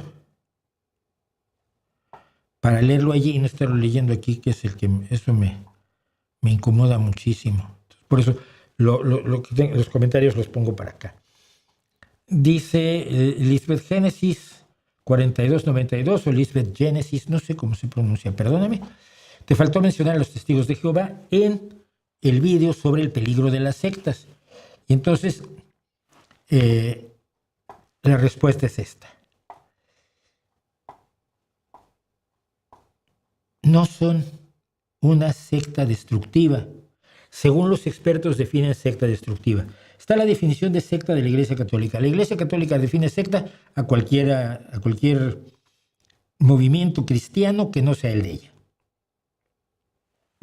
Pero no es lo mismo una secta religiosa, una secta que interpreta de manera distinta el mismo cuerpo doctrinal, que una secta destructiva que está creada para generar poder, sexo y dinero para un líder carismático y que ejerce sobre sus fieles un control que no ejercen ni los testigos de Jehová, ni siquiera lo alcanzan a lograr los mormones más cerrados. Hay grupos mormones muy cerrados que sí podrían clasificarse, pero vamos, hay 10 puntos que identifican una secta destructiva y ni el Opus Dei, ni el camino catecumenal, ni los testigos de Jehová entran dentro de ello. Y por lo tanto, inmediatamente después de eso me preguntan si los testigos de Jehová son peligrosos. Digo, sí, pero aunque sean peligrosos, no es una secta destructiva. No solo las sectas destructivas son peligrosas, ¿no? Luego, no sé dónde está me lo voy a saltar. Sí. Dice Francisco Limas guión J2V. Habla por favor del Islam y demás religiones. Ya lo he hecho. No abuses de la libertad de lo que criticas. ¿Qué implica esto? Que como yo vivo en un mundo fundamentalmente cristiano y fundamentalmente católico, tanto México como España son esencialmente católicos, al criticar el catolicismo, abuso de la libertad que me da el catolicismo. Entonces le contesto. Mi libertad se le arrancó a la brutal iglesia, en concreto a la Iglesia Católica, a través de muchas luchas, muchas muertes y mucho dolor. La libertad que tengo no me la ha concedido tu religión de miedo y odio, sino el pensamiento ilustrado que tuvo los arrestos de ponerse frente a ella. Y luego dice Joisbalgo, me encantan tus planteamientos, pero tengo una inquietud. ¿De dónde salió la maravillosa perfección de un cuerpo humano y del universo infinito? Y le digo, perfección del cuerpo humano no existe. Tenemos las retinas al revés, es decir, la parte sensible de la luz está por atrás. Los que desarrollaron la vista independientemente, como los pulpos, no tienen bien puesta la retina, pero nosotros las tenemos al revés. Tenemos el parto más difícil del reino animal. Sufrimos apendicitis. Tenemos problemas de espalda por la bipedación, porque todavía nuestra columna vertebral no se ha habituado del todo, no está totalmente adaptada a caminar a 2 pies. Las mujeres tienen graves problemas de suelo uterino por la bipedación. Padecemos artritis. Por cierto, la bipedación también provoca el parto más difícil del reino animal. Padecemos artritis, cáncer y 1000 enfermedades más que si Dios no quisiera que tuviéramos, diría, quita eso, se quita. Sufrimos miopía, sordera, graves problemas genéticos y congénitos, calvicie. Yo no, por suerte, pero mis compañeros, tengo compañeros que sufren mucho. Pies planos, tenemos una vista pésima, un olfato malísimo y un oído mucho peor comparados con la gran mayoría de los animales. ¿Cuál perfección del cuerpo humano? Y además ahora tengo frío. ¿No me puso un calefactor el señor en el que crees tú? Ahora, sobre lo que dices del universo, ¿cómo sabes que es perfecto? ¿Cuál sería la diferencia entre este universo y un universo imperfecto? Siguiente pregunta. Moisés Calvario, cerca estuvo es de los que fueron finalistas del premio Elton esta semana. Y nos dice, Señor Felicidades. No, señor Felicidades, soy señor Schwartz. A ver, dime Mauricio. O Mau. Usted es cientificista, que es una creencia también. Si fuera una creencia, no podrías usar Internet y decirme meses aprovechándote de la ciencia, porque lo que has usado para poner este argumentito aquí es la ciencia, no una creencia, conocimiento. Pero te propongo esto, para la próxima vez que quieras comentar algo, te pones a rezar para que Dios, tu Dios, me pase tu mensaje y ya cuando me llegue, pues ya te aviso yo que contesto. ¿Te parece bien? Onda Corta Projects me dice, siempre lo veo hace mucho, hoy necesito preguntarle algo. ¿Cómo hace usted para soportar o lidiar con el hate? ¿Qué consejos me daría? Gracias, que sepa que lo aprecio mucho, muchas gracias, de verdad. La respuesta es, me da igual, en serio. Me da totalmente igual, me resulta intrascendente. Si alguien viene a insultarme, lo baneo y ya. O en Twitter o en Facebook lo bloqueo y ya. Generalmente son anónimos. Luego están los que hacen hasta vídeos contra mí, ¿no? Siempre hay alguien que me viene a avisar. ¡Ay, Hueco Rascahuele dijo en tu canal que... su canal que se llama De Veras que yo sí soy importante, que tú eres tal o cual cosa. Mauricio, contéstale. Ni siquiera veo esos vídeos porque me dan igual. No son importantes. Si les diera yo importancia, les estaría dando una importancia que no tienen. No son nadie. Así que me rehúso a darles publicidad. Por lo otro que dices, pues muchas gracias, ¿no? José Morales me dice, es que aquí a los Josés en España les dicen Josés con mucha frecuencia y a veces se me sale. Con respecto al release del nuevo álbum de The Warning, me imagino porque es desde cuando hablamos del nuevo álbum de The Warning, lo de A Cuentagotas dice, me parece que tiene que ver que hoy en día no hay álbum releases, o sea, presentaciones de álbums. No juzguéis, yo me imagino que estaba dictando y aquí la máquina empezó a hacer lo que quería y la inteligencia no está, ni estará, ni se le espera a la inteligencia artificial. No juzguéis, son single releases. Dice lo que hay son presentaciones de sencillos y los álbums son los llamados great hits, grandes hits o compilaciones. Y le digo yo, no. Yo veo álbum releases todos los días y estoy atento a ellos. Mira, le pasé esto. Le pasé el enlace, les voy a enseñar esto. Es el calendario de presentaciones de álbumes de diciembre de 2025 de Genie. El 1 de diciembre se presentan 2 álbumes. El 2 de diciembre se presentan 2 álbumes. El 3 de diciembre se presentan 5 álbumes. El 4 de diciembre se presentan 3 álbumes.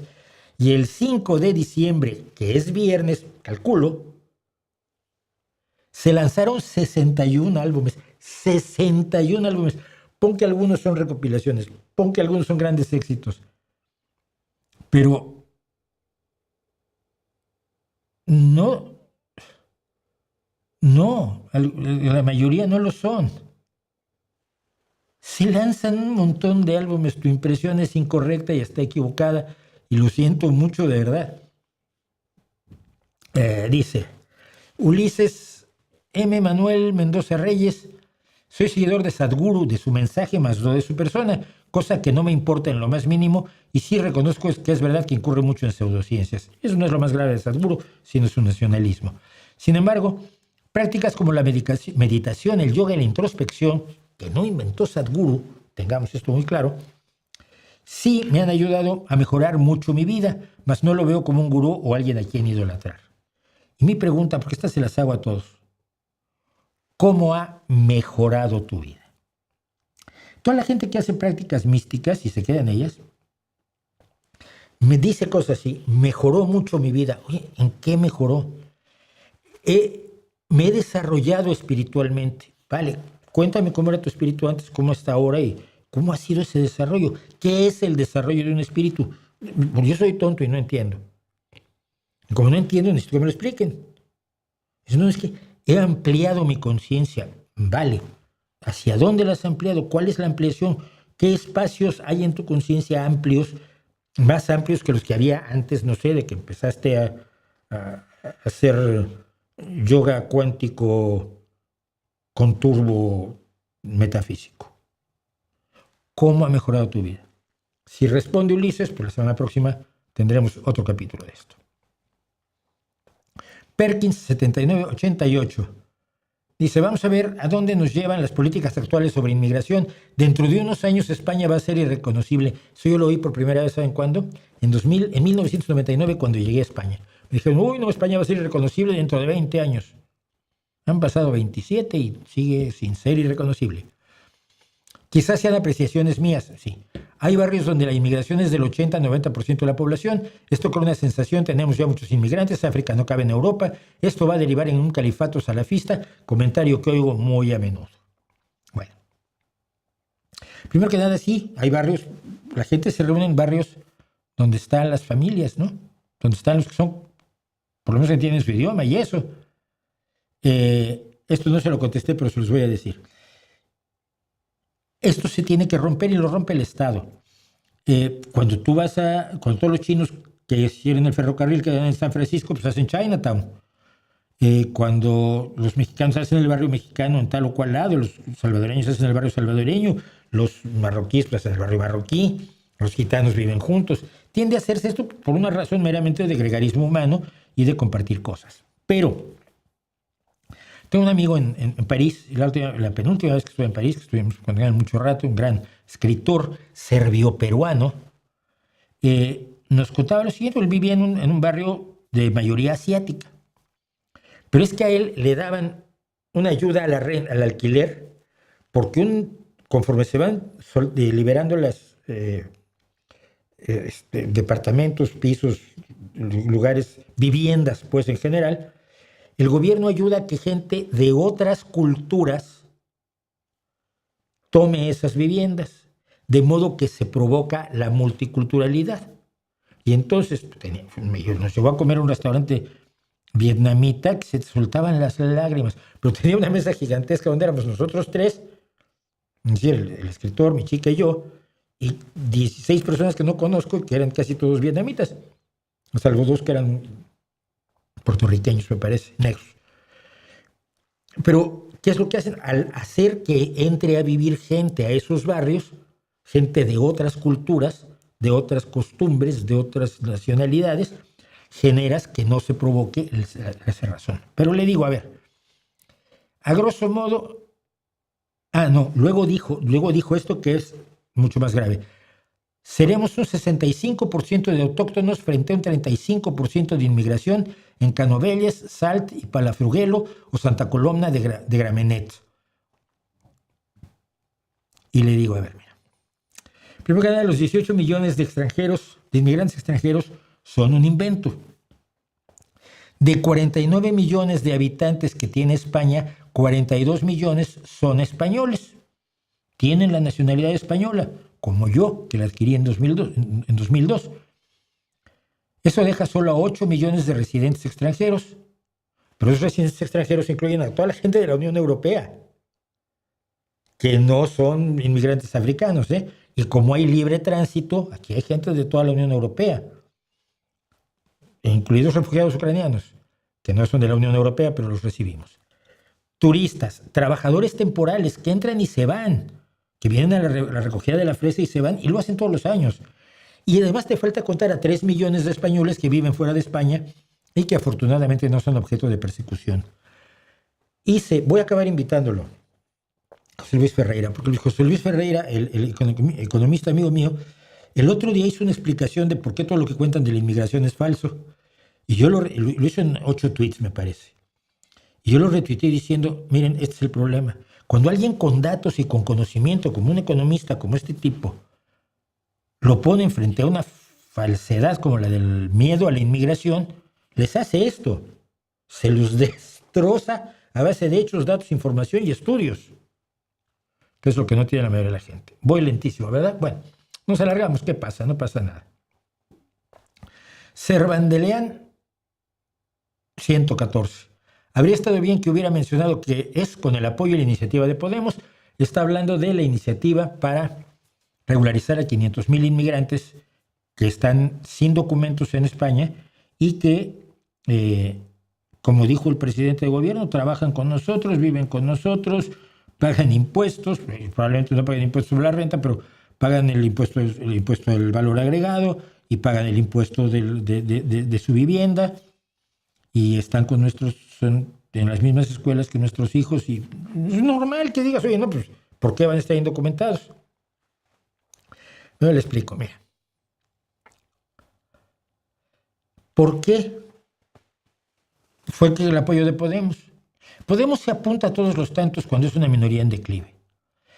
Cada vez que el gobierno socialista hace algo que es parte del ideario socialista, que está dentro de los principios socialistas, como ha sido la defensa de los inmigrantes siempre, y toma y emprende acciones de acuerdo a los principios y programas de gobierno socialistas, si Podemos está de acuerdo, sale corriendo y dice, lo hicieron porque yo lo dije. Yo fui. Mira, Podemos estuvo de acuerdo y firmó un convenio y firmaron un acuerdo, firmó con un acuerdo con el gobierno porque el gobierno lo va a hacer y Podemos quiere figurar, está muy bien. Y el caso de Podemos es el caso del mosquito y el buey arando en la Pampa Argentina, no en la Pampa, en una estancia argentina. Y en esa estancia argentina está el buey tirando el arado, con esa seriedad que tiene un buey. Y hay un mosquito, y se le para encima al buey. Y el buey, que un mosquito no le va a hacer mucha molestia, sigue arando. Después de un rato el mosquito dice, che buey, qué duro que estamos arando, ¿eh? Ese es Podemos. Y ahora con ustedes, y fue bastante reñido esta semana, pero premio Elton.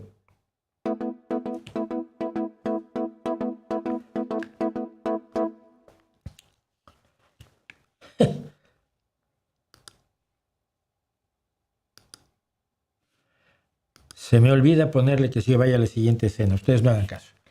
María Isabel, no dice, ¿cómo dice?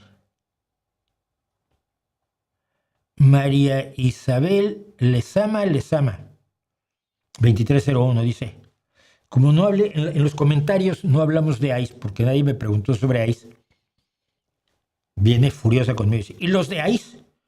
En USA, ¿qué están haciendo a los inmigrantes? ¿Cosquillas? Definitivamente cada uno habla de acuerdo a sus intereses, no necesariamente económicos, puede ser ideológicos. Sí, me soy trompista. Y le digo, claramente te has ganado el premio Elton de esta semana. He publicado multitud de vídeos sobre ICE, sobre los abusos de Trump, sobre detenidos como Kilmer Abrego García. Si no te has enterado es porque crees que el universo entero de un periodista es un vídeo de 21 minutos sobre comentarios. Aparte de ser increíblemente tonta, eres asombrosamente malintencionada y miserable. Que lo disfrutes. Se ofendió muchísimo porque le dije tonta, pero dije, no es un no lo dije yo. Alguien más le explicó que no era un insulto. Era una definición. Hablamos de que la persona que quería la independencia de Cataluña, que dice que quiere un referéndum, y yo dije que estoy de acuerdo con un referéndum de la independencia de Cataluña si votamos todos los españoles. Porque en este momento Cataluña es parte de España, ¿no? Entonces, pues, si Cataluña quiere independizarse, pues tenemos que votar todos. Si no, ¿cómo defines catalán? ¿Catalán es el que se siente catalán? Yo declaro que me siento catalán y quiero votar. ¿O vas a hacer un análisis de ADN? ¿O examen de catalán? Conozco catalanes que no hablan catalán. Entonces, o sea, es tan absurdo todo, tan absolutamente ridículo y racista al final. Sí, yo soy mejor que tú y por eso quiero pintar una raya aquí, porque nosotros de este lado somos mejores que los del otro lado de la raya. Hijo, pero eso es nacionalismo, eso es una de las cosas más tontas del mundo. Entonces, J. Carlos MZ me pregunta, Mauricio, ¿y si hicieran un referéndum para lo de Cataluña, imagino que votarías en contra de la independencia de esta, ¿verdad? Soy de México. No, sí. Votaría absolutamente en contra de la independencia de Cataluña y del País Vasco y de Galicia y de Asturias. Si creo que la fragmentación de naciones es lo opuesto, no, digo que yo votaría en contra. Creo que la fragmentación de naciones es lo opuesto a una tendencia racional hacia las federaciones multinacionales. Sería tonto que yo piense que países tan diferentes como los europeos pueden formar una Unión Europea federada como una sola nación y al mismo tiempo pensara yo que España tiene que fragmentarse porque los catalanes son tan diferentes al resto de los españoles que necesitan un espacio para ellos solitos. ¿No que van a querer ser parte de la Unión Europea y estar en la misma Unión Europea que los rumanos o que los alemanes, que los franceses, que son mucho más distintos a los catalanes que el resto de los españoles? Es estúpido. Lo siento, pero es estúpido. Esto lo puse 2 veces, qué bien. Bueno, Laura Amparo Millán Delgado V1N me dice: ¿podrías darte la oportunidad de ver uno de los vídeos de Santa Olaya? Se refiere a Javier Santaolalla, el físico, youtuber conocidísimo y ahora presentador de televisión, relacionados con sus estudios de filosofía, y darnos la oportunidad de conocer tu opinión honesta. Yo lo siento, pero no. Entrar en diferendos con otros youtubers no me parece una perspectiva correcta. Al final acaba en pelea y en debate. Yo ya he tenido que enfrentar cosas desagradables por parte de algunos youtubers de este mismo ámbito. Por lo que quería yo hablar de la divulgación científica hoy, pero eso lo dejamos para mañana, para la próxima semana. No le veo el sentido. Ahora, tengo mi opinión sobre la filosofía, es perfectamente clara. Si es aplicable en un caso puntual como el de Santaolalla, se aplica y punto. Pero nada más, no voy a ir mucho más allá de esto.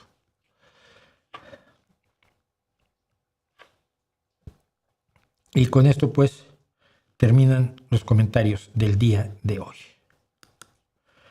Poco más de lo que me digan ustedes. La arquitectura en sus cuadros me recordaron a Giotto, sin quitarle ningún mérito, por supuesto. A ver, todos los pintores aprendieron de otros pintores.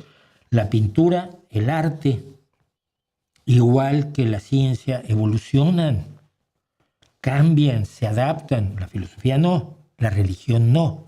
O se adaptan a duras penas, medio más o menos, para seguir diciendo lo mismo que antes, pero de una manera que sea paladeable para el hoy. Pero no, la música cambia, la música evoluciona, la pintura evoluciona, y los que aprenden a pintar hoy lo hacen con base en los anteriores, y entonces pintan mejor, pintan cosas distintas, más emocionantes, o de emociones distintas, o de formas distintas de llegar a la emoción, cosa que no hacen, repito, ni las religiones ni la filosofía.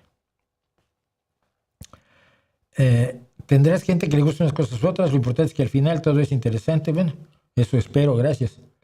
Comparte tu opinión de Frida, nunca me ha gustado, me parece increíble o lamentable, no puedo definirlo, que sea uno de los iconos que representan a México y sus mujeres. Ah, no, eso ya, por ahí sí ya no paso. Que represente la pintura mexicana, lo he discutido con gente como María Izquierdo, que me parece una pintora infinitamente superior, y en cuanto a su emoción, incluso a Nahui Olin, aunque Nahui Olin es más primitivista en su pintura. Pero María Izquierdo es una gran pintora y mucho menos conocida, para muchos será novedad, que Frida Kahlo. Pero como representante de las mujeres, ni de lejos. Es una mujer sumisa, que acepta que su marido la engañe con todo el universo, incluida su hermana.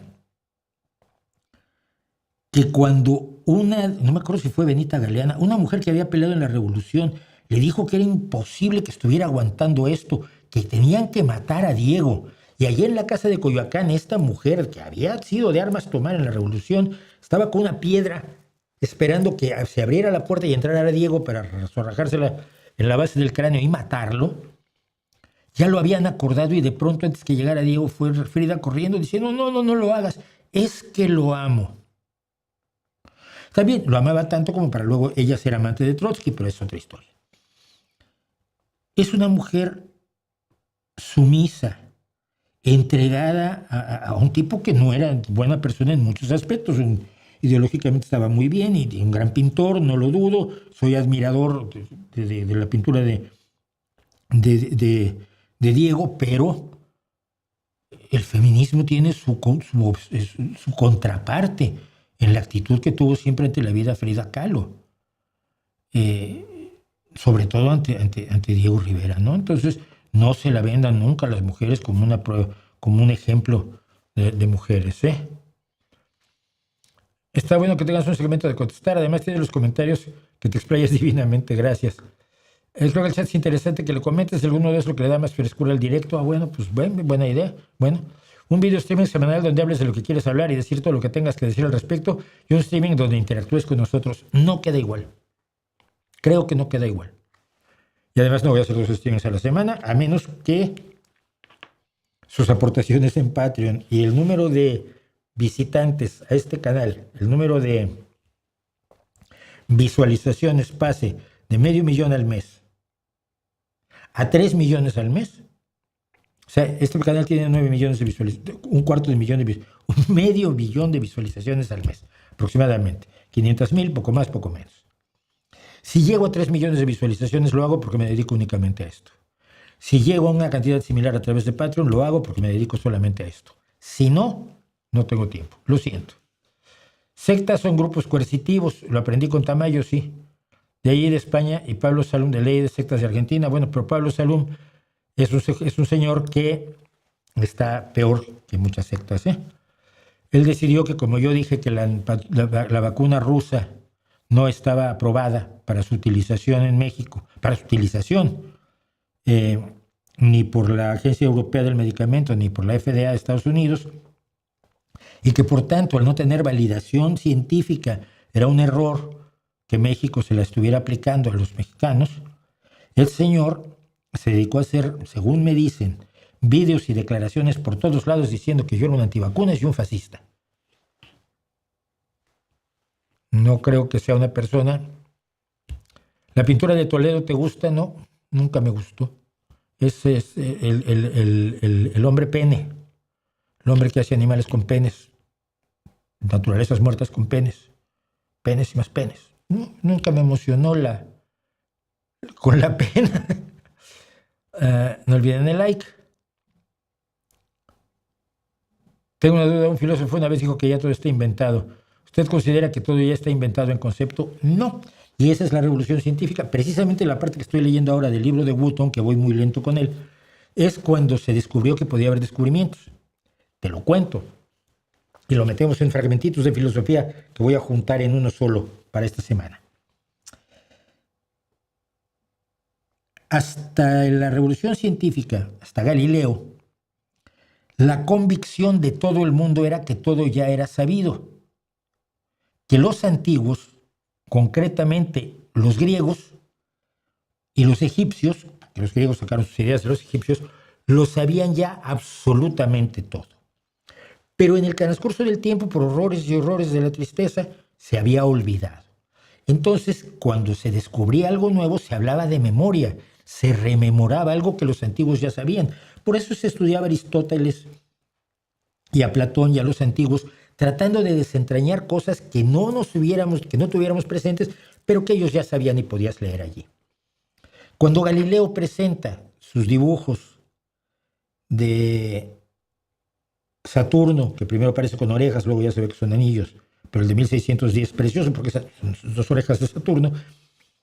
Cuando presenta las manchas solares, las montañas de la Luna, las lunas de Júpiter, se empieza a buscar dónde dicen eso los antiguos. Y entonces nace la idea de que se pueden descubrir cosas nuevas. Fíjate lo potente que es esto. No se creía que pudiera haber descubrimientos. Pero en el momento en que Colón regresa de América y dice que se ha descubierto un lugar, ha encontrado un lugar que no estaba antes, que no estaba en la imagen del mundo que se había creado y que decía Aristóteles que había. Un mundo que era semiesférico por abajo y más alargado por arriba, donde abajo del Ecuador pues no había vida, pero el cual estaba formado por Europa, África y Asia. Y precisamente por eso Colón creía que se podía ir de Europa a Asia, porque era pequeñito, porque el mundo era más pequeñito, según se creía, según se sacaba de lo que se sabía, o de lo que se creía saber, porque se lo había inventado Aristóteles. Y cuando Colón llega y descubre que no, que aquello es más grande, como ya lo había dicho otro, por cierto, pero que allí en medio hay una cosa que nadie había visto nunca y que no tienen los griegos, se empieza a hablar de descubrimiento. Y se empieza a hablar de los descubrimientos en ciencia. Y esto es un cambio que se produce a lo largo de todo el siglo XVI y XVII. Se descubren cosas nuevas y las descubren personas que no están rememorando, sino que son descubridores. Y entonces empieza a ponérseles el nombre de otros a sus descubrimientos. El nombre de los descubridores a los descubrimientos. El teorema de Pitágoras no se llamó el teorema de Pitágoras sino hasta el siglo XVII. Y cosas así. Entonces, había la idea de que ya se sabía todo, que ya todo estaba escrito. Y esto los filósofos todavía lo repiten. La realidad es que no. En el fondo de ayer, en la parte de música subliminal del álbum The Ultimate Sin de Ozzy, justo se mofa de eso. Sus letras son más de amor que de Satán. Buen álbum, te lo recomiendo. Sí, hombre. Si el satanismo es de todos esos es una pose. Penelogía. Ahora el seguro social en México es universal, sí, ahora no le sirve a nadie. ¿Crees que el movimiento musical nacionalista en México, encabezado por José Pablo Moncayo, haya logrado su objetivo de llevar la identidad nacional al mundo? No. No.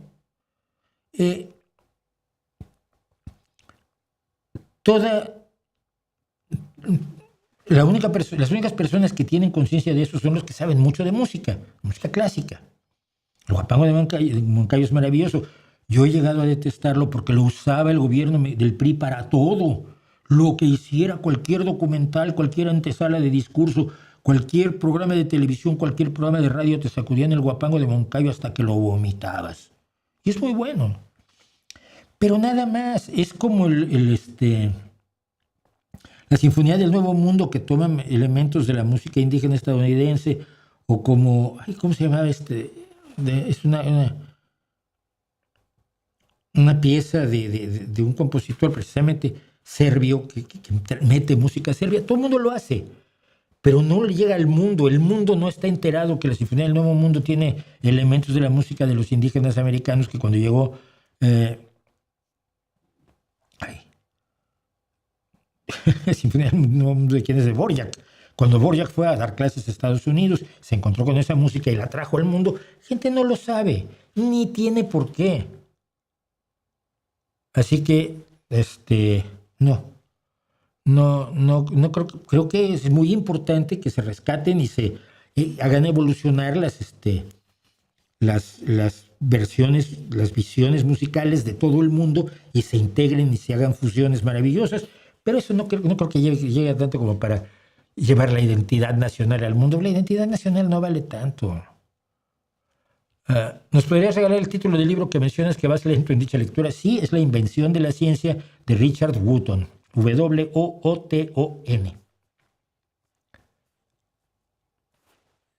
Siempre he dicho que Colunga le copió mal a Remedios Varo. Remedios Varo fue muy influyente en los años 70, 80. El nombre del libro que estoy leyendo es, repito, La invención de la ciencia de Bill Wooton, y es excepcional. Bueno, con esto termino, acabo y liquido. Me he alargado 20 minutos. Les agradezco muchísimo su compañía. Les agradezco a los 189 que todavía están a estas alturas de la partida. Y nos vemos la próxima semana. No sé qué voy a hacer para el miércoles. No sé qué voy a hacer el jueves. Pero el miércoles habrá a fondo. Y el miércoles y el jueves estaremos aquí en No Hay Más. Y de aquí entonces, por cierto, como siempre, ahí les dejo mi reputación para que la hagan pedazos.